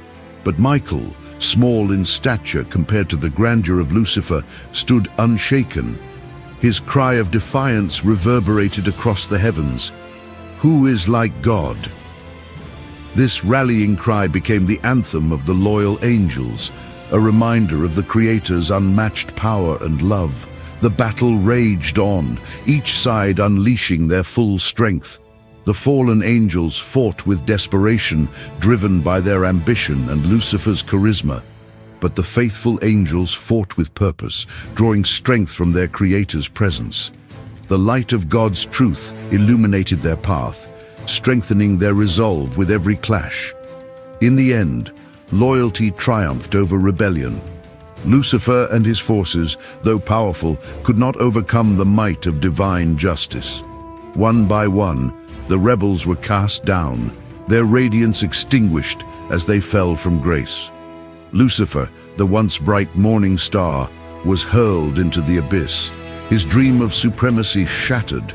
The war left scars on heaven, a reminder of the cost of pride and defiance. But it also affirmed an eternal truth. No darkness, no rebellion can overcome the light of the Creator. Michael's victory was not merely one of strength, but of unwavering faith and loyalty, a testament to the enduring power of good over evil. The fall of Lucifer and its consequences. Defeated and cast out, Lucifer's rebellion came to an end, but its consequences reverberated across creation. He and his followers, once radiant beings of light, plummeted into the abyss, a realm of chaos and darkness far removed from the glory of heaven. This place, desolate and unholy, became their prison, and for Lucifer, it became his kingdom, hell. Stripped of his heavenly splendor, Lucifer's beauty turned to ruin. His light, once a reflection of God's glory, became a shadow twisted by hatred and envy. No longer the morning star, he now bore a new name, Satan, the adversary. The angels who followed him, now demons, shared in his fall and his anguish, bound to a fate of eternal separation from their Creator. Satan is often depicted not as male or female, but as a figure that embodies raw power and menace. In many portrayals, he takes the form of a muscular man with a fierce and menacing face, crowned with sharp, twisted horns. His voice is described as a lion's roar, always lurking, waiting to devour. More than his physical presence, however, Satan's true power lies in his cunning and deceit. He is a master manipulator, earning the nickname the Deceiver for his unmatched ability to twist words and manipulate minds. This ability to persuade and scheme became his greatest weapon. With his sharp intellect and charisma, Satan not only led many angels astray during his rebellion, but also continues to entice and mislead humanity. His whispers are subtle, often cloaked in logic or allure, convincing people to stray from righteousness and embrace darkness. In his exile, Lucifer's anger festered, transforming into a burning desire for revenge. If he could no longer stand in heaven's light, he would corrupt God's creation instead. His first act of defiance on earth came in the Garden of Eden. Taking the form of a serpent, he whispered lies to Adam and Eve, tempting them to eat the forbidden fruit. With that single act, humanity fell, and sin entered the world, marking the beginning of a new battle, one fought not in heaven, but within the hearts of men. The fall of Lucifer also left scars in heaven. Though the light and harmony were restored, the memory of rebellion lingered, a solemn reminder of the power of free will and the consequences of pride. The angels who remained faithful mourned the loss of their brothers and sisters, even as they rejoiced in the Creator's justice and mercy. On earth, Satan's influence became a constant challenge for humanity. His mission was clear: to lead God's creations astray, to sow doubt, pride, and despair. Yet even in the face of his relentless schemes, God's grace remained a guiding light, offering redemption to all who sought it. The fall of Lucifer was not the end of the story, but the beginning of an eternal struggle. His defiance became the root of all evil, a force that continues to shape the world. But even as darkness spread, the promise of light remained, a reminder that no matter how great the fall, hope and redemption are always within reach. Lucifer's ongoing influence and the symbolism of 666. Even after his fall, Lucifer's shadow loomed large over humanity, spreading whispers of temptation and deceit to steer people away from God. As Satan, his singular goal became the corruption of God's creation, fueling a cycle of sin and rebellion. Over centuries, his influence morphed into symbols, myths, and rituals that endure to this day. Among these symbols, the number 666 stands out as a chilling reminder of his presence. Often seen as the opposite of divine perfection, represented by the number 7, the seal of God. Numbers associated with God are often considered perfect because there are 7 days in a week, 7 tongues of flame, and 7 souls. The association stems from biblical texts, particularly the Book of Revelation, which identifies it as the number of the beast. For many, it signifies a force that leads humanity astray, compelling them toward irredeemable mistakes. Legends surrounding 666 only amplify its mystique. One ancient tale claims that the sum of 3 sixes, 18, represents 18 virgin angels. According to the story, if these angels are gathered and offered in a sacrificial ritual, Satan could rise again from hell. Though fantastical, such tales underscore humanity's fascination with and fear of this symbol. Strangely, the presence of 666 extends beyond myth into nature and history. For instance, carbon, the fundamental building block of life, is composed of 6 protons, 6 neutrons, and 6 electrons. In history, significant events have coincided with the number. Consider the eerie alignment of disasters on a 666-day cycle. World War I began on August 1st, 1914, and 5 cycles later in September 1923, the Great Kanto earthquake devastated Tokyo. 11 cycles later, in December 1941, Japan attacked Pearl Harbor. And 17 cycles from the war's start brings us to August 6, 1945, when Hiroshima faced the catastrophic impact of the atomic bomb. Even in modern times, fear of 666 manifests in peculiar ways. In 2013, a high school athlete in Kentucky refused to compete under the bib number 666. Early computer processors also avoided using 666 MHz as a speed specification, opting instead for 667 MHz to sidestep controversy. From license plates to birth dates, people often go to great lengths to avoid associations with this number, reflecting its enduring hold on human imagination. But 666 is not merely a symbol of fear, it has also inspired dark devotion. Since the Middle Ages, rituals aimed at venerating Satan have included acts of self-harm and bizarre sexual practices. During the 12th century, black masses emerged as ceremonies to honor the demon king, providing a counterpoint to the strict religious rules of the era. Because at the time, some Catholic churches taught that believers were not allowed to be intimate with one another, even if they were married. In the case of marriage, you were only permitted to conceive during certain months of the year with your spouse. If a couple had a child outside the prescribed months, they would not be allowed to be intimate for many years as a form of punishment. These rather strict rules made many people feel constrained, so quite a few turned to worshipping Satan in order to have a more comfortable life, free from such restrictions. The trend continued into modern times. In 1966, Anton Sandor Lavey established the Church of Satan, complete with its own hierarchy, slogan, and satanic Bible. Members performed rituals that were shocking in their grotesqueness, offering sacrifices, both animal and human, to the Black Pope. Lavey's movement attracted tens of thousands of followers in America, many of whom were young, impressionable, and often marginalized. Some adherents even believed that offering their souls to Satan would grant them power in this life and dominance in the next. Many people who worship Satan argue that their Lord is not truly that evil or cruel. They reason that according to the Christian Bible, God killed millions of people. For instance, during the Great Flood, when the entire human race was wiped out, except for Noah's family, or the complete annihilation of Sodom and Gomorrah because God deemed its people too sinful.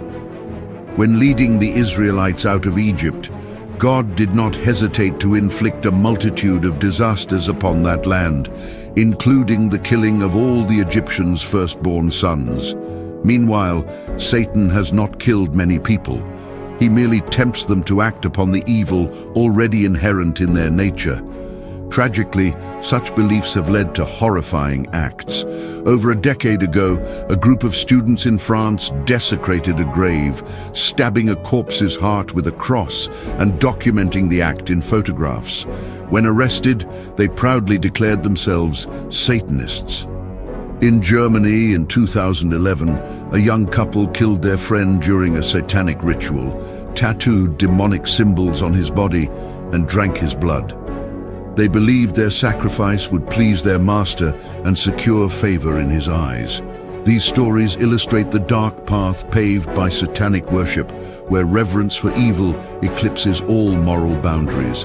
Satan's influence extends beyond worship into possession. In the Bible, demonic possession is depicted as a direct manifestation of his power, causing mental and physical torment. Dr. Richard Gallagher, a psychiatrist and professor at New York Medical College, spent 25 years investigating cases of alleged possession. Initially skeptical, Gallagher encountered phenomena that defied explanation. One of his most notable cases involved a woman who claimed to be a high priestess of Satan. She displayed knowledge of events and languages she could not possibly have known, leading Gallagher to conclude that her condition could not be explained by conventional psychiatry. Gallagher's observations of possession include startling behaviors, victims speaking in languages they've never learned, exhibiting superhuman strength, or revealing hidden truths about others. While many cases he studied were attributed to mental illness, there were some that science could not rationalize. Gallagher's work highlights the enduring mystery of possession and the need to understand the spiritual forces at play. Despite its fearsome reputation, the number 666 and Satan's enduring influence serve as reminders of humanity's vulnerability to temptation and the ongoing battle between good and evil. The symbol of 666 is not just a mark of darkness, but also a call to vigilance, urging humanity to resist the shadows and seek the light. The role of Lucifer in Revelation. Lucifer, the once radiant morning star, assumes a significant role in the apocalyptic vision of the Book of Revelation. Depicted as the great dragon and ancient serpent, he becomes the central antagonist in humanity's final spiritual battle. Revelation portrays Lucifer not just as a symbol of evil, but as a force whose ultimate defeat signifies the triumph of God's divine plan. Revelation begins with Lucifer identified as the ancient serpent called the devil, or Satan, who leads the whole world astray. He is described as the deceiver and accuser of humanity, wielding influence through lies and manipulation. His role as the great dragon underscores his centrality in the cosmic struggle, orchestrating events through his agents, the beast and the false prophet. The text highlights Satan's temporary power during a period of tribulation. This period is marked by widespread suffering, deception, and the seeming dominance of evil forces under Satan's influence. The beast, often associated with oppressive empires or leaders, rises to power and enforces worship through fear and manipulation. Alongside the beast is the false prophet, who uses corrupted spiritual authority to legitimize the beast's reign, performing signs and miracles to deceive the masses. During this time, the infamous mark of the beast 666 becomes a symbol of allegiance to Satan. This mark signifies rejection of God's divine order and submission to Satan's counterfeit kingdom. For those who bear it, the mark represents a point of no return, aligning their fate with Satan's eventual doom. Despite his apparent dominance, Revelation makes clear that Satan's time is finite. He is cast into the abyss for 1,000 years, symbolizing the restriction of his influence and the establishment of Christ's millennial reign. After this, Satan is briefly released, leading one final rebellion. Gathering nations for a climactic battle, he attempts to overthrow God's kingdom, but is ultimately defeated. Fire from heaven consumes his forces, and Satan is cast into the lake of burning sulfur, an eternal punishment shared with the beast and the false prophet. The prophecy concerning Lucifer in Revelation is both a warning and a promise. It warns of the dangers of deception, pride, and rebellion, showing the catastrophic end of those who oppose God. At the same time, it assures believers of God's ultimate justice and the restoration of creation. Lucifer's fall and eternal punishment serve as a final testament to the supremacy of divine love and righteousness. For readers and believers, the narrative of Satan in Revelation calls for vigilance and faith. It reflects humanity's enduring struggle between good and evil and offers hope that, in the end, God's light will prevail. Through Lucifer's defeat, Revelation closes the story of rebellion with the ultimate affirmation of God's power and grace. As the tale of Lucifer unfolds across the heavens and earth, his final defeat in the Book of Revelation provides a resolution that resonates with hope and divine justice. The morning star, once the pinnacle of beauty and perfection, ultimately becomes a cautionary tale of pride and rebellion. Through his downfall, Revelation affirms the supremacy of good over evil and offers humanity a glimpse of ultimate restoration. Lucifer's journey from heaven's highest ranks to the depths of eternal punishment reveals the catastrophic consequences of defying God. As the great dragon in Revelation, Satan exerts his influence during a time of tribulation, deceiving nations and leading humanity astray. Yet, this period of chaos is not without purpose. It serves as a test of faith, a refinement for believers, and a stage for God's ultimate victory. In Revelation's climactic moments, Satan's power is unmasked as fleeting. After the beast and the false prophet are cast into the lake of fire, Satan's final rebellion ends in failure. The image of fire from heaven consuming his forces symbolizes divine intervention and the inexorable triumph of truth. Satan is bound and cast into the lake of burning sulfur, a place of eternal separation from God. This final act underscores the futility of opposing the Creator and the permanence of divine justice. But Lucifer's defeat is more than a tale of judgment. It is a story of hope. The end of his rebellion clears the way for the fulfillment of God's promises. Revelation speaks of a new heaven and a new earth, where God will dwell among his people and every tear will be wiped away. The scars of Lucifer's rebellion serve as eternal reminders of God's mercy and power, reinforcing the lesson that light will always prevail over darkness. For humanity, Lucifer's story offers both a warning and an invitation. His fall illustrates the dangers of pride, ambition, and disobedience, while his defeat affirms the power of faith and humility. The prophecy challenges believers to remain vigilant, to trust in God's plan, and to resist the deceptions of evil. It also assures them that no matter how great the trials, God's grace is sufficient, and his justice is unwavering. As the final chapters of Revelation close, the morning star's tragic arc reaches its end, but the legacy of his fall endures.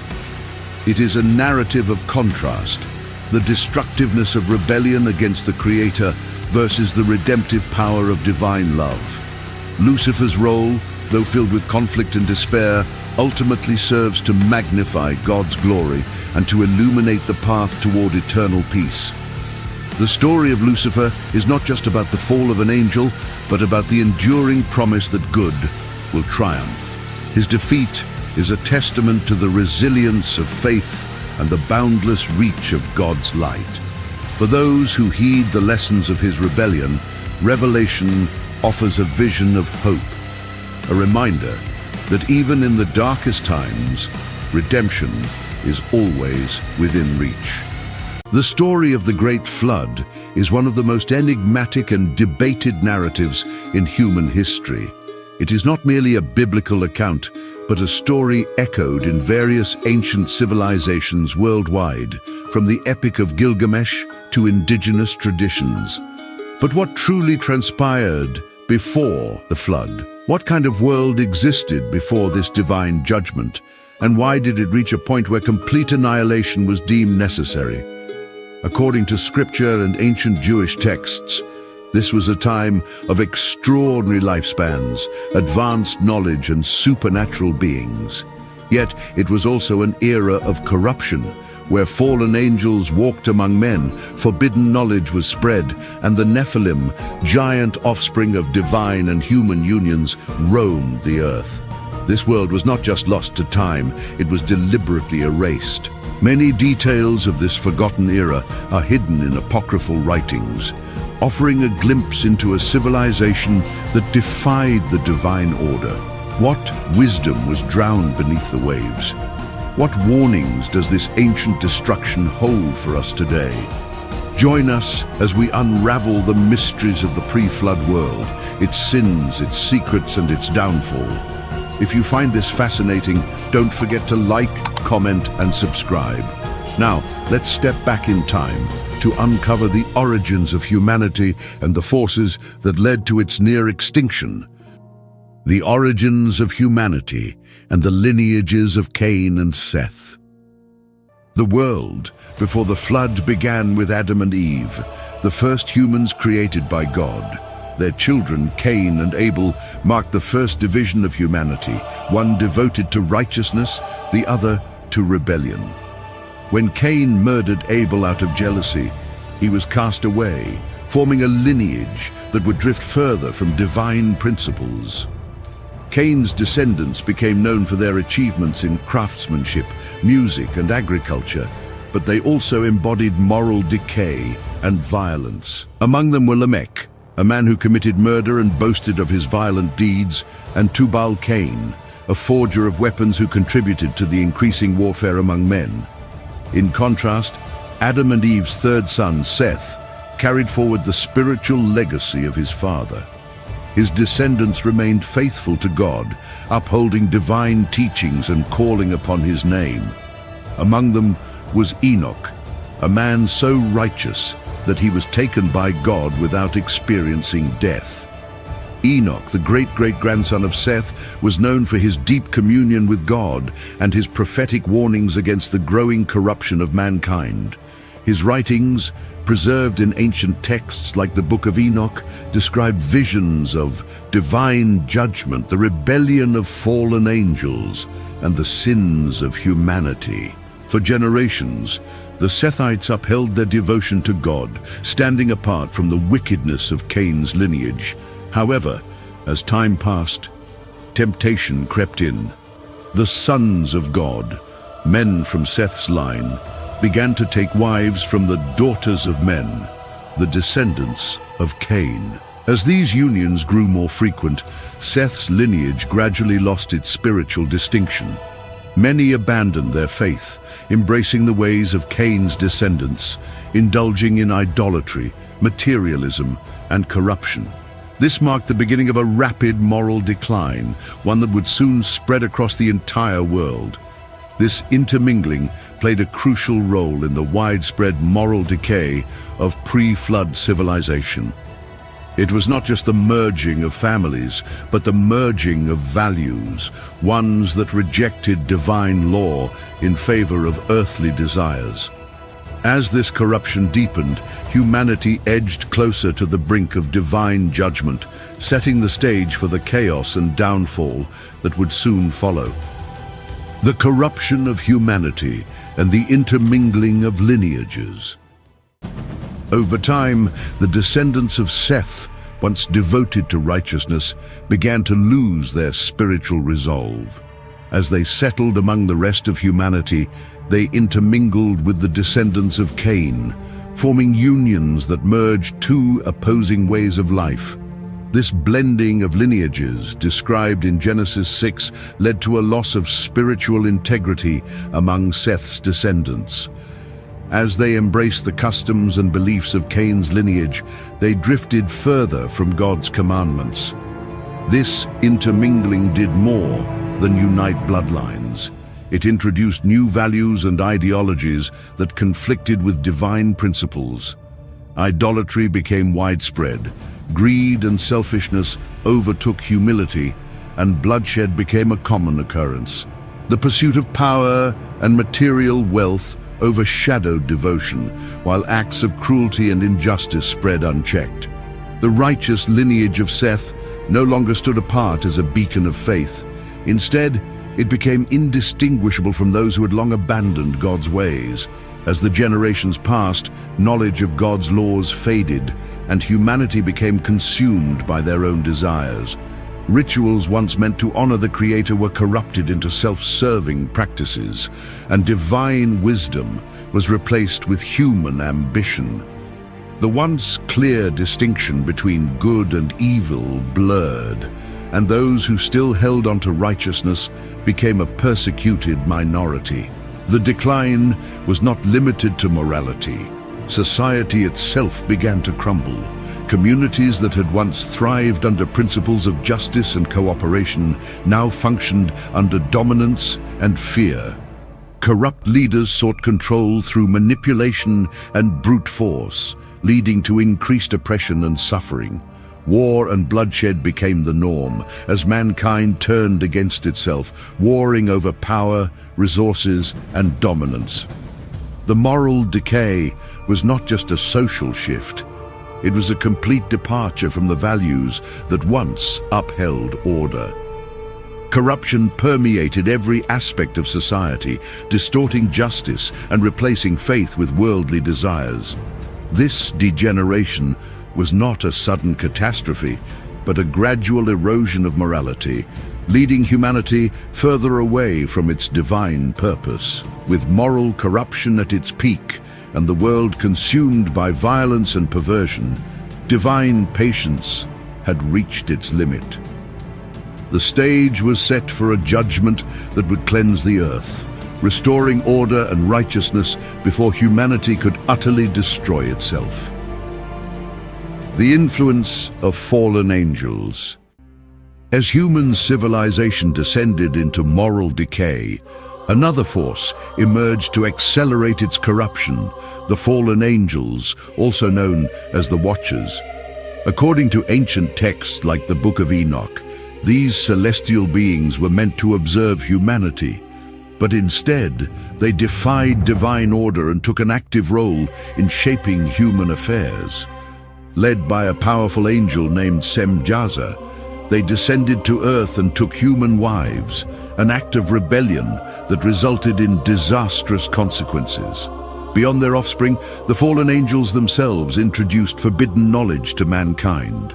They taught sorcery, weapon-making, astrology, and vanity, leading humans further away from God's path.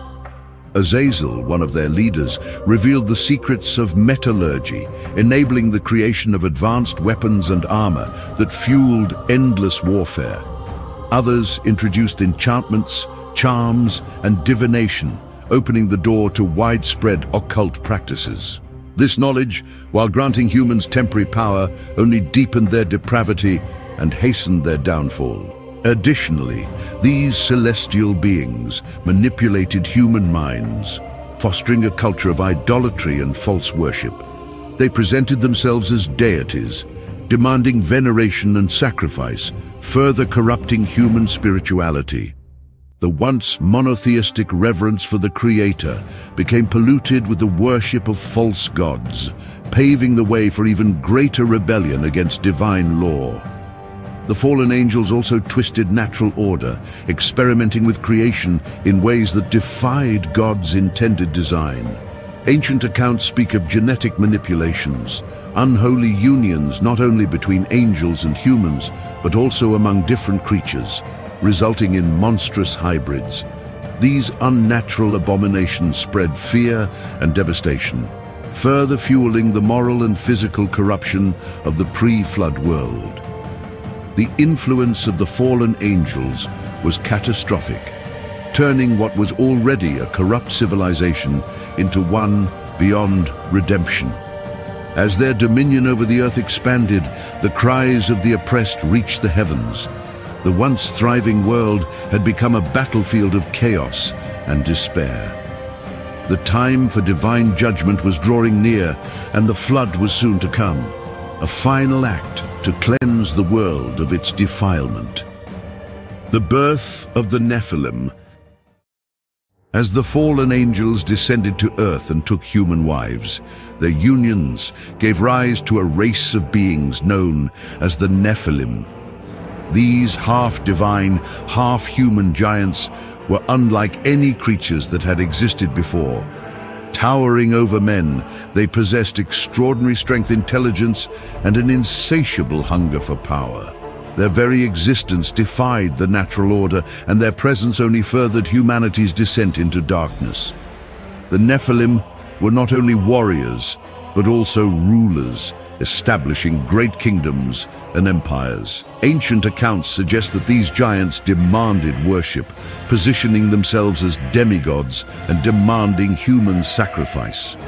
They exploited mankind, ruling through fear and violence, erecting monumental structures as testaments to their dominance. Some traditions even suggest that these beings possessed knowledge of advanced technologies and mystical arts, using them to extend their power. Despite their might, the Nephilim were inherently corrupt. Their influence led to widespread bloodshed, war, and oppression. Their appetites were insatiable, consuming vast resources and even, according to some accounts, turning to cannibalism. The land groaned under their tyranny, and the cries of the oppressed reached the heavens. The Nephilim were not merely brutal overlords, they also sought to alter creation itself. Some ancient texts suggest that they engaged in unnatural experiments, corrupting both human and animal life. This defilement of nature further provoked divine wrath, as it threatened to undo the balance established by God. Creatures of strange form and immense power roamed the land, reinforcing the chaos that had overtaken the world. God, seeing the world overrun by these monstrous beings and the unchecked wickedness of mankind, set forth his plan for judgment. The flood was not only meant to cleanse human sin, but also to eradicate the Nephilim and the perversions they had wrought upon creation. Their extinction would serve as a warning, a reminder of what happens when divine order is defied.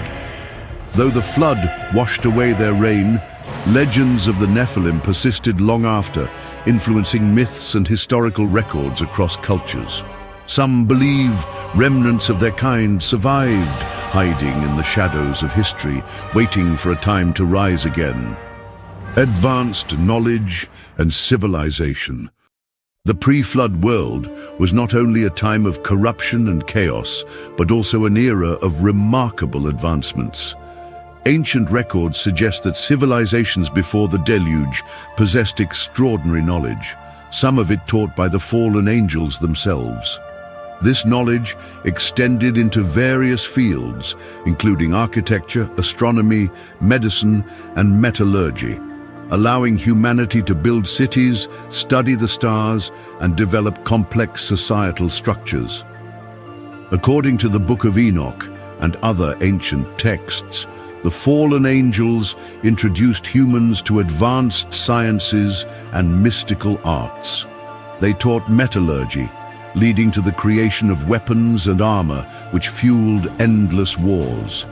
They revealed the secrets of herbal medicine and the use of intoxicating substances, altering human consciousness. They also imparted knowledge of astrology and divination, steering humanity away from divine worship and into the realm of occult practices. The remnants of these great civilizations can be seen in mysterious structures scattered across the world, monuments whose construction still baffles modern engineers. From the megalithic temples of Malta to the pyramids of Egypt, many ancient wonders hint at lost knowledge far beyond what conventional history acknowledges. Some speculate that these societies harnessed energy sources or technologies that were ultimately lost after the flood, buried beneath time and water. Despite their advancements, these civilizations were ultimately doomed by their own hubris. The pursuit of forbidden knowledge led to arrogance, and rather than using their discoveries for good, mankind turned them into tools of domination, excess, and defiance against divine will. As the world grew darker, its accomplishments became a double-edged sword, both a testament to human ingenuity and a symbol of its downfall. Seeing the irreversible corruption and misuse of knowledge, God determined that humanity's path had led to an unavoidable reckoning. The Great Flood would wash away not just the wickedness, but also the knowledge that had led mankind astray. What little remained of these ancient advancements would be remembered only in myth and legend, leaving future generations to wonder about the true capabilities of the pre-flood world. The mystical elements of the pre-flood world. As the pre-flood world spiraled into corruption, remnants of its early divine order still lingered, shaping the lives of those who walked the earth. It is believed that the first humans spoke a sacred and perfect language, often referred to as the Adamic tongue. This divine form of communication, said to have been given to Adam by God, allowed for a direct and unbroken connection with the Creator. It was a language of purity and power, unlike the fractured dialects that would emerge later. However, as generations passed and humanity's pride grew, this sacred language was lost after the Tower of Babel incident, when divine intervention scattered mankind and confounded their speech. The Tower of Babel, as described in Genesis 11, was a monumental structure built by the descendants of Noah in their attempt to reach the heavens and establish their own authority apart from God. Their ambition reflected not only human pride, but also a desire for self-sufficiency, defying divine order. In response, God intervened by confusing their language, preventing them from understanding one another. This sudden linguistic division forced people to disperse across the earth, leading to the formation of different nations and cultures. The Adamic tongue, once a universal language, was lost in the aftermath of this divine judgment. Life before the flood was also marked by extraordinary longevity, with figures like Methuselah recorded as living for 969 years. Various theories attempt to explain this phenomenon.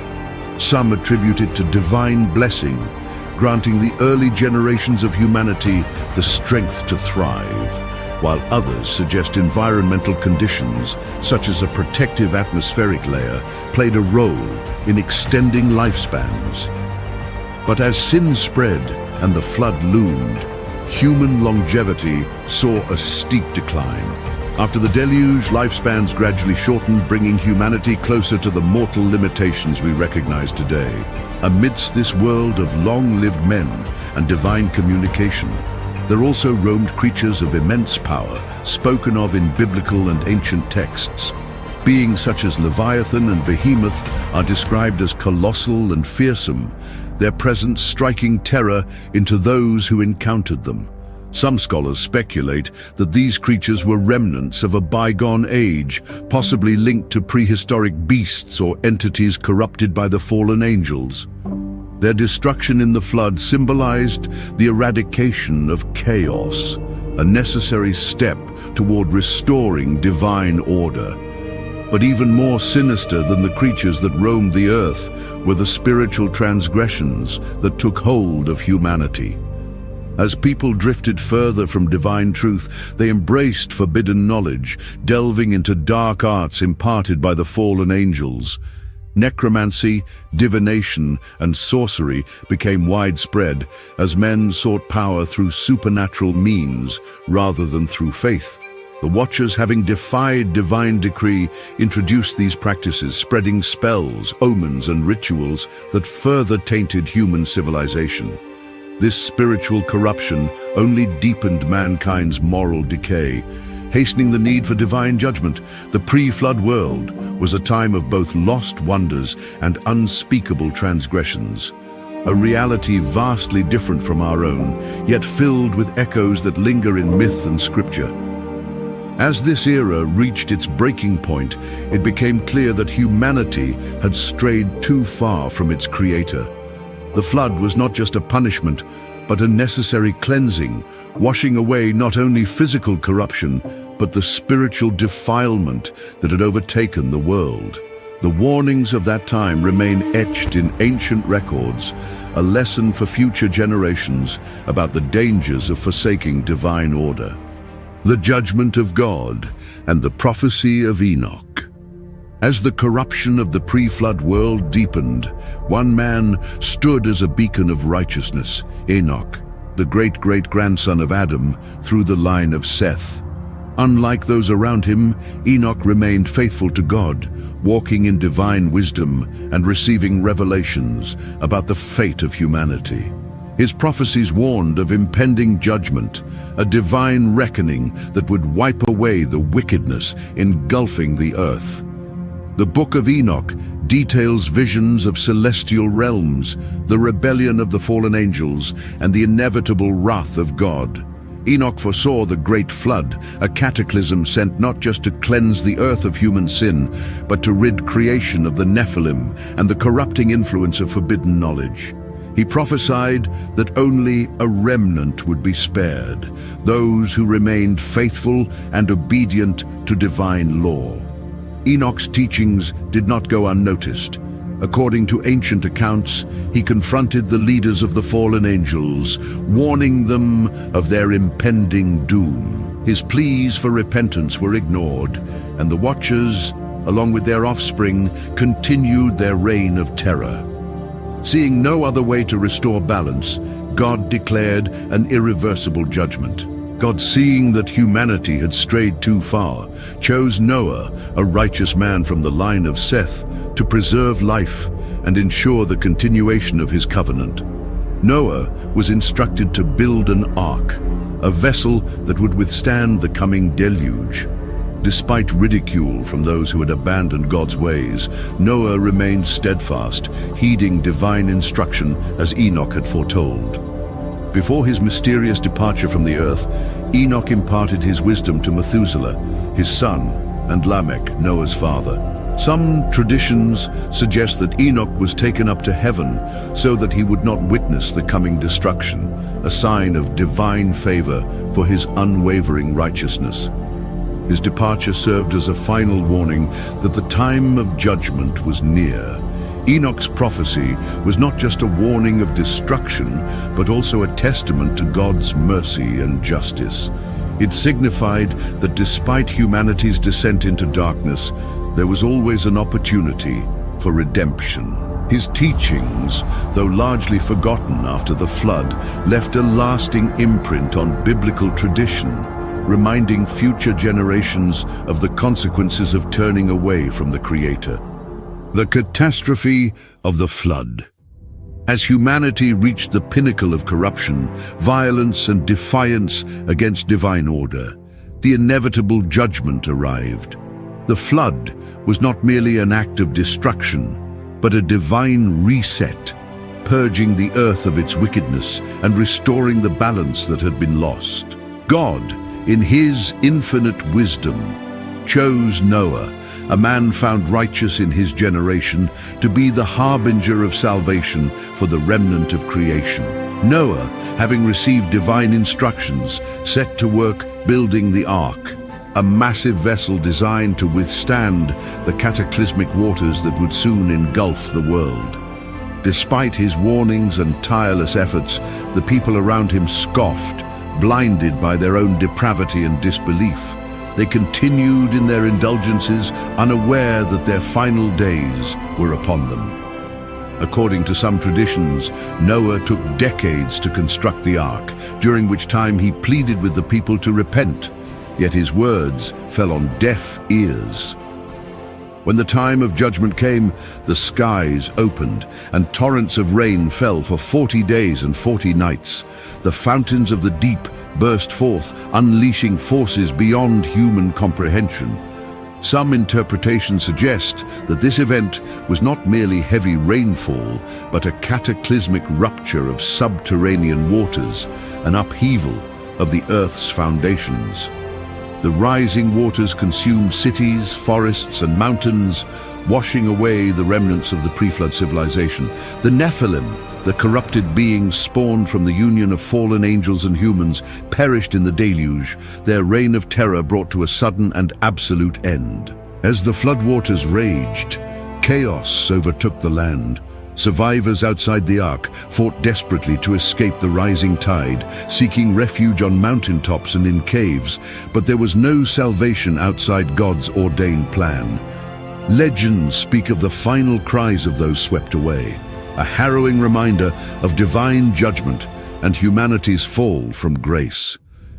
Meanwhile, Noah and his family, sheltered within the ark, endured the tumultuous storm, their faith sustaining them through the devastation. For over a year, Noah, his family, and the preserved creatures remained on the ark, adrift in a world that had been entirely transformed. The waters covered the earth for 150 days before they began to recede. When the floodwaters finally diminished, the ark came to rest upon Mount Ararat, marking the beginning of a new chapter in human history. Noah's descendants would go on to repopulate the earth, carrying with them the memory of divine judgment and the responsibility to walk in righteousness.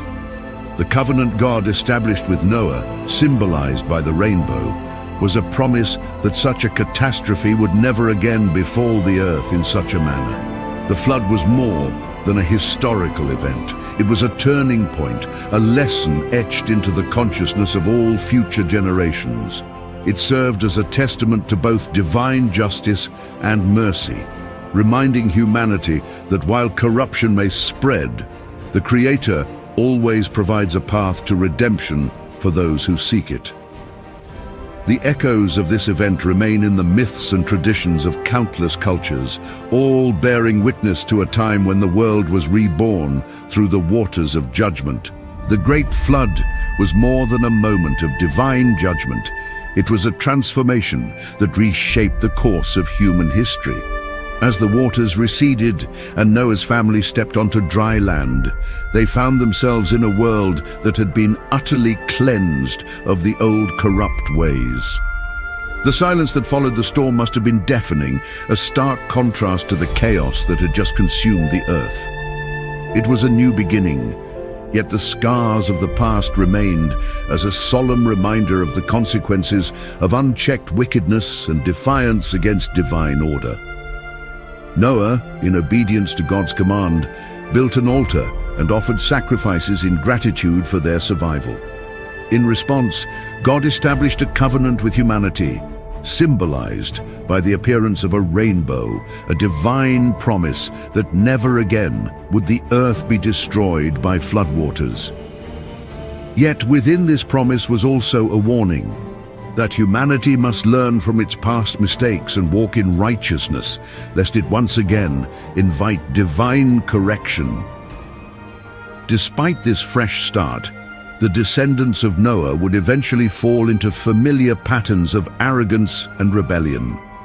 The Tower of Babel, the rise of corrupt nations, and the dominance of empires all echoed the sins of the pre-flood world. Human nature, it seemed, was stubbornly resistant to change. Yet, through it all, God's mercy persisted, offering paths to redemption for those willing to seek Him. The flood narrative stands as both an eternal warning and a message of hope. Judgment is real, but so is renewal. The echoes of the flood are found in myths and traditions across cultures, all bearing witness to a time when the world was purged and reborn.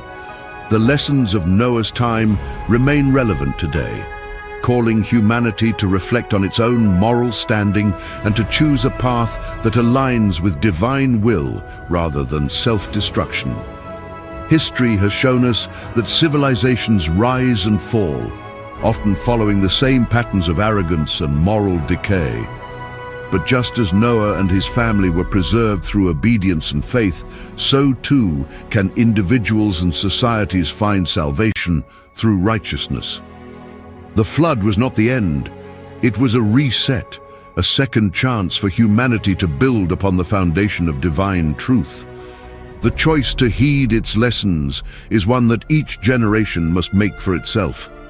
What are your thoughts on the significance of the Great Flood? Do you see parallels in today's world? Share your reflections in the comments below, and if you found this discussion insightful, don't forget to like this video and subscribe to the channel for more explorations into biblical history and ancient mysteries. Yet one must ask, were the giants truly wiped from existence after the Great Flood? Whispers from the past suggest otherwise. And among those whispers, one name resounds with unsettling clarity: Goliath of Gath. The story of Goliath and David. The battlefield stretched across the valley of Elah, dry and cracked under the scorching sun. On one side stood the army of Israel, their ranks tense, hands gripping their weapons with uncertainty. On the other, the Philistines, roaring with confidence. And at the center of it all, towering above every man in sight, was Goliath of Gath. He was a monster of a man. According to 1 Samuel 17:4-7, he stood 6 cubits and a span, nearly 10 feet tall. His body was encased in a bronze coat of mail, weighing over 5,000 shekels, about 125 pounds. His legs were covered in thick bronze greaves, and a massive javelin rested across his back. In his right hand, he carried a spear so large that its iron tip alone weighed 600 shekels, nearly 15 pounds. The shaft was like a weaver's beam, thick as a man's arm.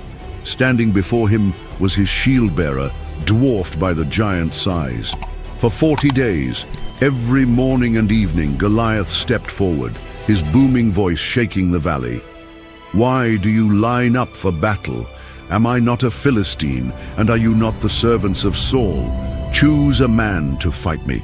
If he can kill me, we will be your servants, but if I kill him, you will serve us." 1 Samuel 17:8-9. His challenge echoed across the valley, striking fear into the hearts of the Israelites. No one dared to answer. Even King Saul, Israel's mightiest warrior, refused to step forward. Then, on the 41st day, something changed. David, a young shepherd, arrived at the camp to deliver food to his brothers.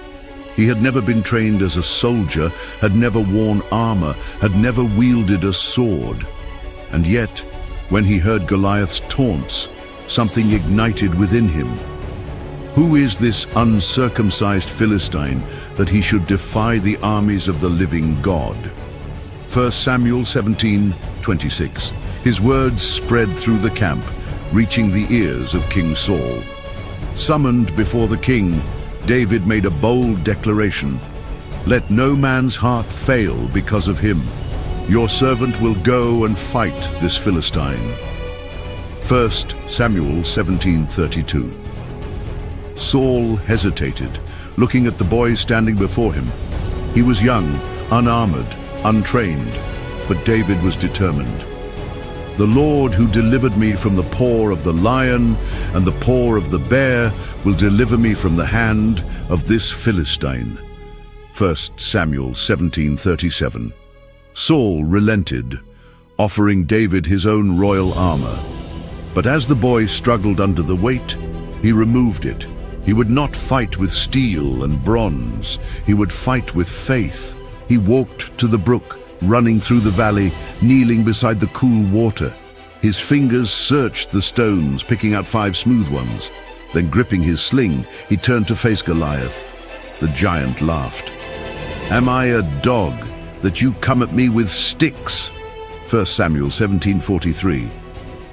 David did not flinch. His voice rang out, "You come against me with sword, spear, and javelin, but I come against you in the name of the Lord Almighty. Today the Lord will deliver you into my hands, and I will strike you down and cut off your head." 1 Samuel 17:45-46. Goliath roared in fury, slamming his spear into the earth, then charged forward. His massive legs pounded the ground, his armor glinting in the sunlight. David did not wait. He reached into his pouch, pulled out a stone, and placed it into his sling. He began to spin it, the leather straps whirling faster and faster, the air humming around him. Then, release. The stone cut through the air like lightning, slamming into Goliath's forehead with a sickening crack. His roar of fury became a gasp of shock. The giant staggered, his knees buckling. Then, before the Philistine army, before the Israelites, before the world, Goliath fell. David rushed forward. He climbed onto the giant's massive chest, gripped the hilt of Goliath's own enormous sword, and with one powerful stroke, severed his head. The Philistine army screamed in horror and turned to flee. The Israelites, emboldened by the impossible victory, pursued them in triumph. The great Goliath of Gath, the terror of Israel, was dead. But the story didn't end here. The brothers of Goliath's death was a turning point. But it was not the end of the story, because Goliath was not alone. He was not the last of his kind. His fall may have signified Israel's triumph over the Philistines, but it did not erase the lingering presence of giants from the biblical narrative.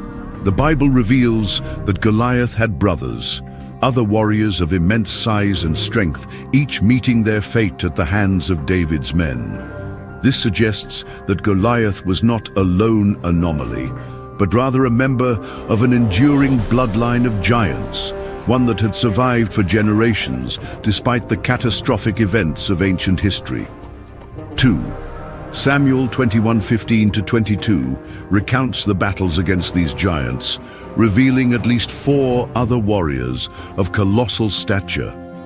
Ishbi-Benob, armed with a spear whose bronze head alone weighed hundreds of shekels, he sought to kill King David, but was slain by Abishai. Saph, a fearsome giant who fell to Sibbecai the Hushathite, a nameless warrior, a giant with 6 fingers on each hand and 6 toes on each foot, defeated by Jonathan, the nephew of David. Lami, described as Goliath's brother, he was struck down by Elhanan. These were not myths or exaggerations. The biblical record treats these battles as historical events, not allegory or legend.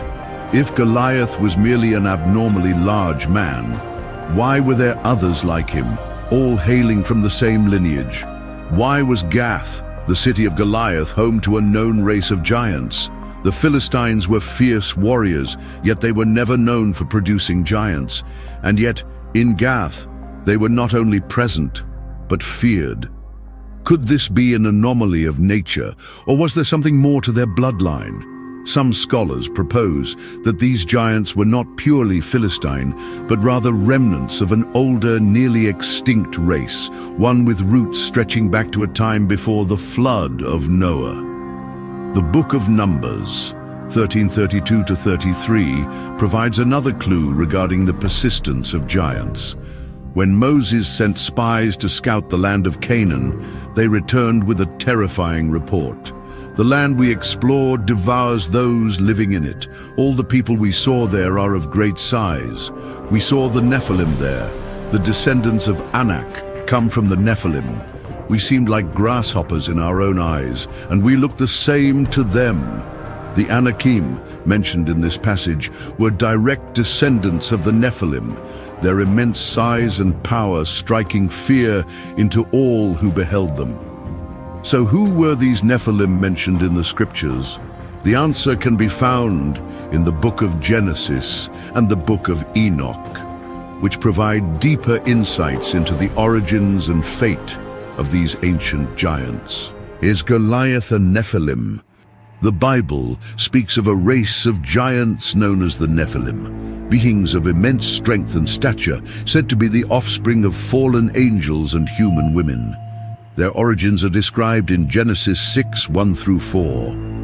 When men began to multiply on the face of the earth and daughters were born to them, the sons of God saw that the daughters of men were beautiful, and they took wives for themselves.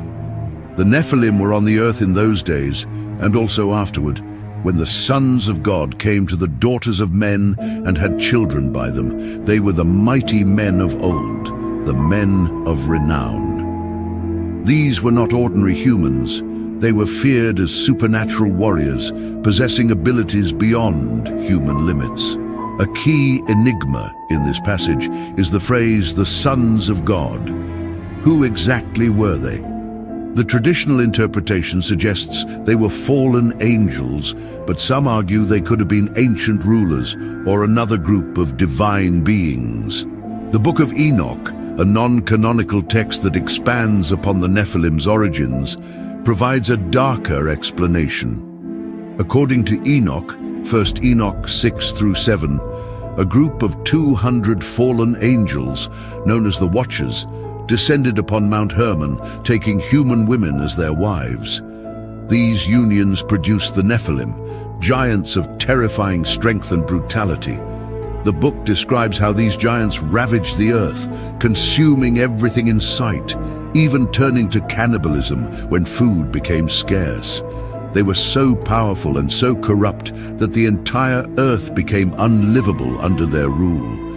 Their actions were so horrifying that even the fallen angels who'd created them could not control them. This is what ultimately led to God's decision to send the flood, not just to punish humanity for its wickedness, but to cleanse the earth of these abominations.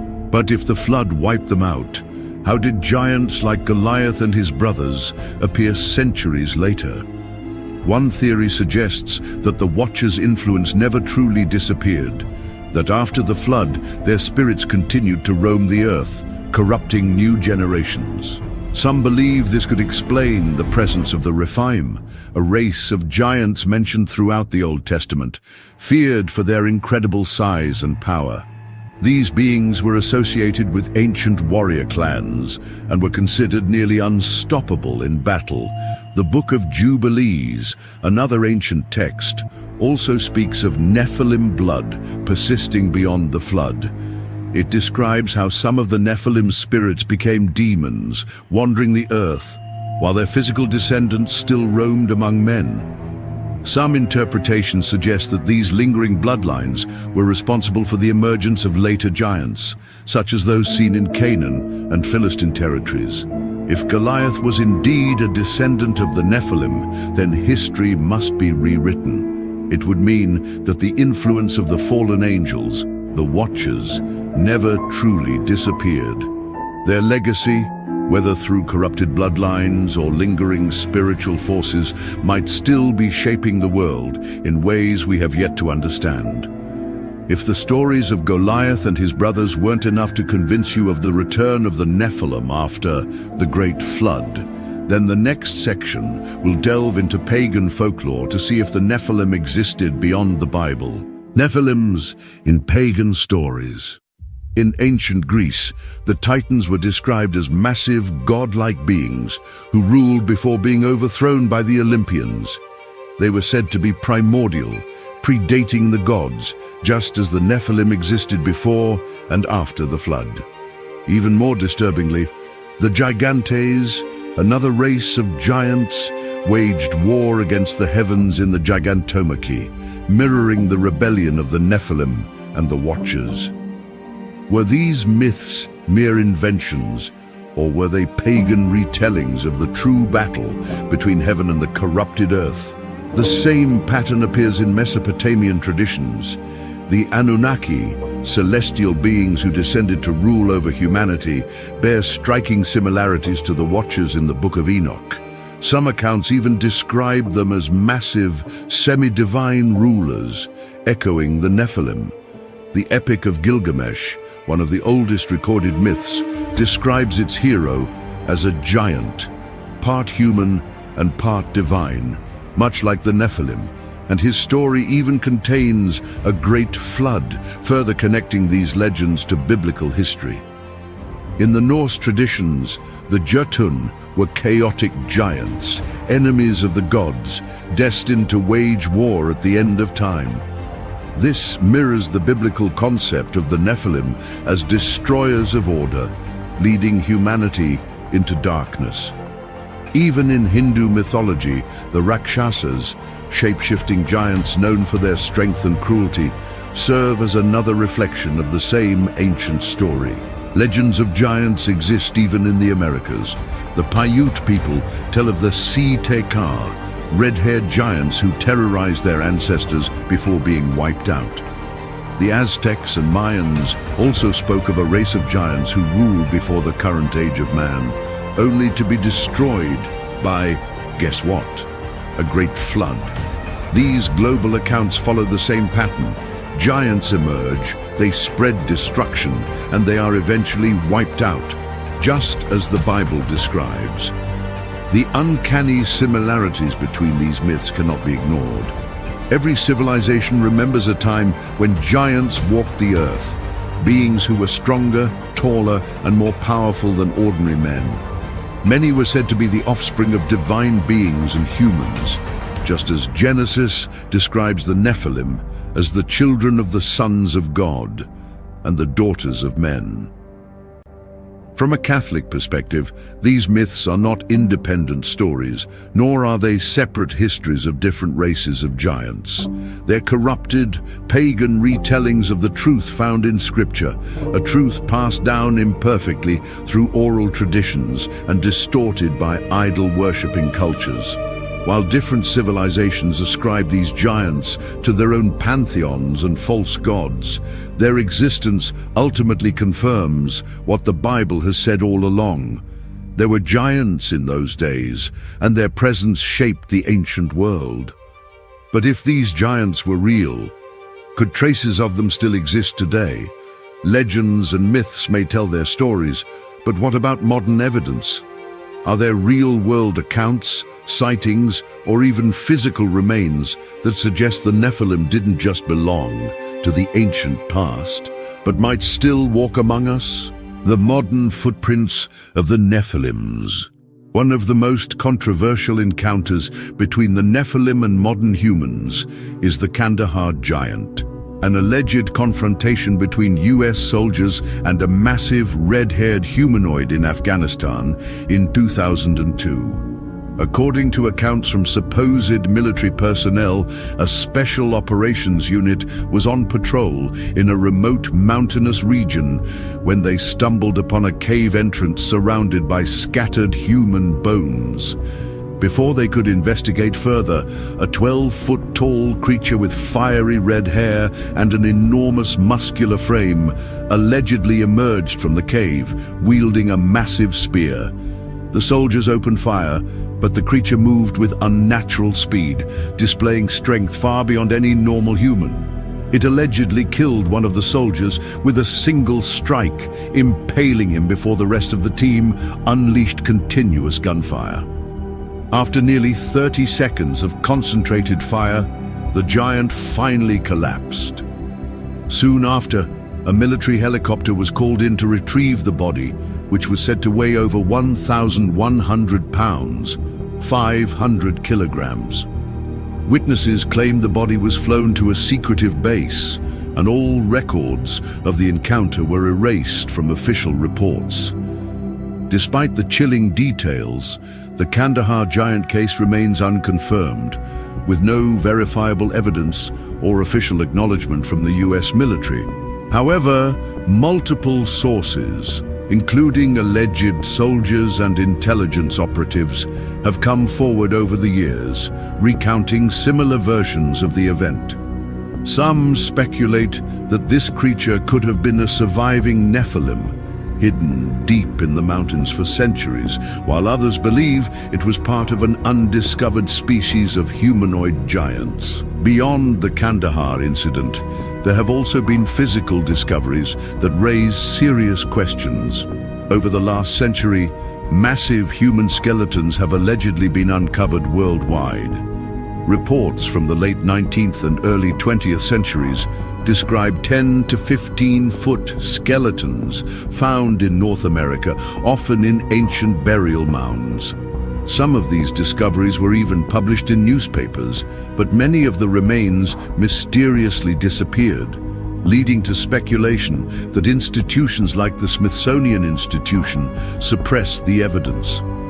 In 2013, researchers in Ecuador unearthed a giant human femur, suggesting a person at least 7 to 9 feet tall. Similarly, in 2018, a team in Bulgaria discovered what appeared to be a human skeleton of extreme size buried in ancient ruins. Scientists attributed some cases to gigantism, but could such a high concentration of remains indicate something more? DNA analysis has also produced unexpected results. In Peru, elongated skulls, far larger than any known human deformity, were tested, revealing mitochondrial DNA with unknown origins. While some claim these could be evidence of genetic anomalies, others speculate they might be remnants of an ancient non-human species. Despite the growing number of discoveries, official explanations remain vague, and skeptics often dismiss them as hoaxes or misinterpretations. There is an undeniable truth that if the Nephilim do exist, it would be one of the greatest confirmations of our faith. Would it not serve as a powerful testament that the scriptures have always spoken the truth? For centuries, skeptics have dismissed biblical accounts as mythology or exaggerated folklore. Yet the existence of the Nephilim, whether in ancient times or in hidden corners of the modern world, would provide undeniable proof that the events described in Genesis were not mere allegories, but records of a forgotten age of giants and divine intervention. Imagine the implications. If these beings once walked the earth, would that not reinforce the reality of the Great Flood, the Watchers, and the supernatural battles described in the Bible? Would it not shatter the narrative that modern science and history have tried to construct? A world in which the supernatural is dismissed and faith is seen as outdated. Perhaps the Nephilim's survival is not just a mystery of history, but a test of faith, one that challenges us to open our eyes and recognize that the Bible's words are more than just ancient stories. They are truth. What do you think? Could the Nephilim have survived into the modern era, or are these reports merely legend? Share your thoughts in the comments, and if you enjoyed this discussion, don't forget to like, subscribe, and turn on notifications for more explorations into history's greatest mysteries.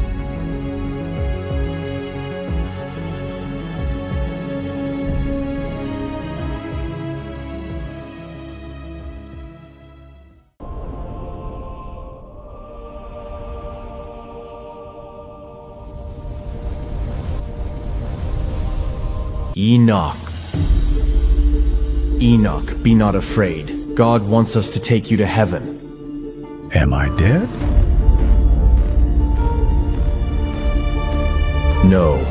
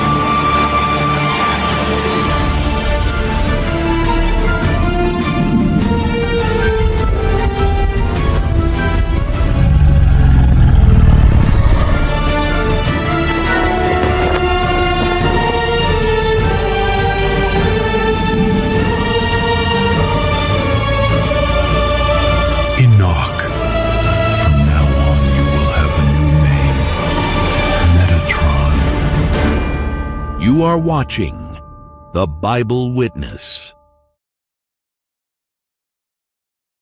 This morning, when I was asleep, I heard a call that wake me. Enoch. I jolted upright, my chest tightening. My breath caught, and I stared, unable to speak. Two angels are standing right before my eyes. Enoch, be not afraid. God wants us to take you to heaven. Am I dead? No. God wants us to show you 10 levels of heavens and will bring you back. I let go of the breath I didn't know I'd been holding. My shoulders dropped. Something eased in me. Remember to take me home before lunch, okay? Then our journey begins. The wind whispered against my skin as we rose into the morning sky.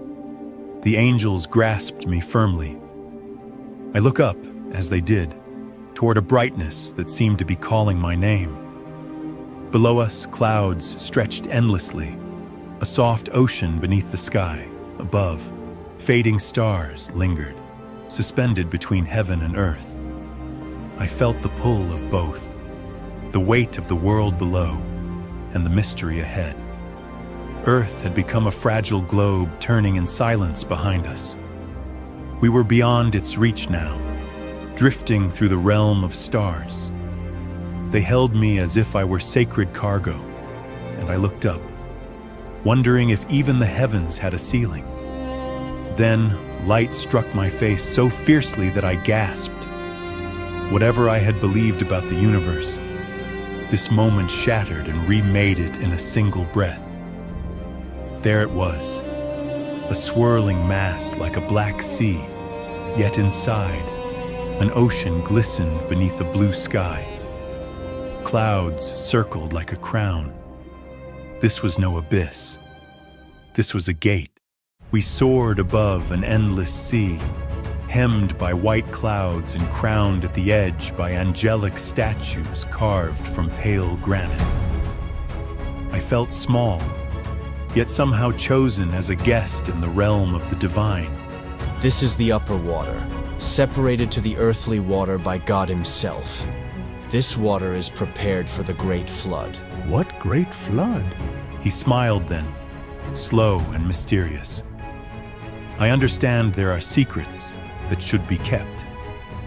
A castle emerged through the clouds, white granite spires and arches rising like frozen song. Beneath its feet, the ocean glimmered through breaks in the mist. Inside a hall of clouds and white granite, 12 elders in flowing white sat on thrones of stone. They raised their arms in giving commends. The stars responded, pulsing and shifting. I realized with awe they were steering the sky. Then the angels brought me to a room where snow lashed the vast room like a storm held in place. In the center, a mound of glimmering crystal and ice pulsed with refracted light. This was a vault, the very source from which snow and frost would descend to the world below. Then another new chamber opened into mist. Clouds, light and dark, gathered at our feet, spilling over the floor and drifting through columns of glass. Here, the clouds were kept until their time came to roll across the earth. The third room breathed with vapor. Golden cauldrons bubbled with mist, white smoke trailing upward and pooling across the thick fog-covered floor. This was the treasure of dew, where morning's breath is born and waits to descend. Let's go to the second level, shall we? We stood together, the angels and I, gazing into a world robbed of light. Snow coated the ground, yet offered no purity. Everything here had weight, of sorrow, of judgment. Then I saw them, 100 beings, once majestic, now brought low, wings black as dusk, garments soaked, bound in thorns that pulsed faintly red. They knelt, motionless, covered in frost. This was exile, a fate that worse than death. Who are those poor angels? These are those who turned away from the Lord, who did not obey the Lord's commandments, but of their own will plotted together and turned away with their prince and with those who are under restraint in the fifth heaven. Man of God, pray for us to the Lord. Who am I, a mortal man, that I should pray for angels? I'm sorry. Let's get out of this land. The third heaven is waiting. We walked away. I didn't look back, though the image stayed with me. Behind us, the storm continued. Ahead, the path rose again. Heaven, I was learning, was no single thing. It was glory, yes, but also grief. The gloom lifted. We soared above clouds into a land so radiant it felt like waking from a long darkness. Below us, white trees gleamed, birds wheeled in flocks, and golden light spilled across flowers and grass. I stood on the ground of this world, letting its colors flood into my eyes. I faced a land where sorrow had no echo. For a moment, I can't say anything, for my eyes were too busy enjoy the view. This is Eden, where the righteous dwell when they died, the land of eternal youth and far from aging, and the land of eternal happiness. Look, this is the tree of life, stood at the center of Eden. Everyone came from the tree, but not everyone came back. I gazed upward, wonder flooding my face. For the first time since the journey began, I felt not overwhelmed, but welcome. As if all the heavens had conspired not to dazzle me, but to remind me of joy. But Eden is just one part of the third heaven. But in the same floor of the third heaven, there is another place. We hovered above a great divide, a vast chasm carved into the fabric of paradise itself. One side flourished with white forests and clear streams. The other was scorched and lifeless. We descended into the darkness. Gone were the songs of birds and the golden leaves. Here, the land bled. Lava carved through black earth. Ash choked the air. Broken ruins whispered of a beauty lost to time and choice.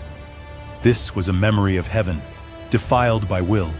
Welcome to so-called hell. I saw lakes of lava stretched before us, thick with the stench of despair. People, thousands, waded in up to their waists, screaming, pleading, eyes wild with torment. This was the place of the sinners. This place guarded by terror angels, the monstrous figures, cloaked and faceless save for a single eye that cast a brutal beam of light.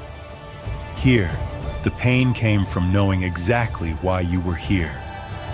This place is for murderers, thieves, betrayals, those who worship other gods, divinations, witches, adulterer, hookers, pander, and every sins in the world. I could not move. My heart thundered with the fear of justice too sharp, too precise. My breath caught, and I felt for the first time what it meant to tremble before the moral order of the cosmos. Let's move on to the fourth heaven. We arrived in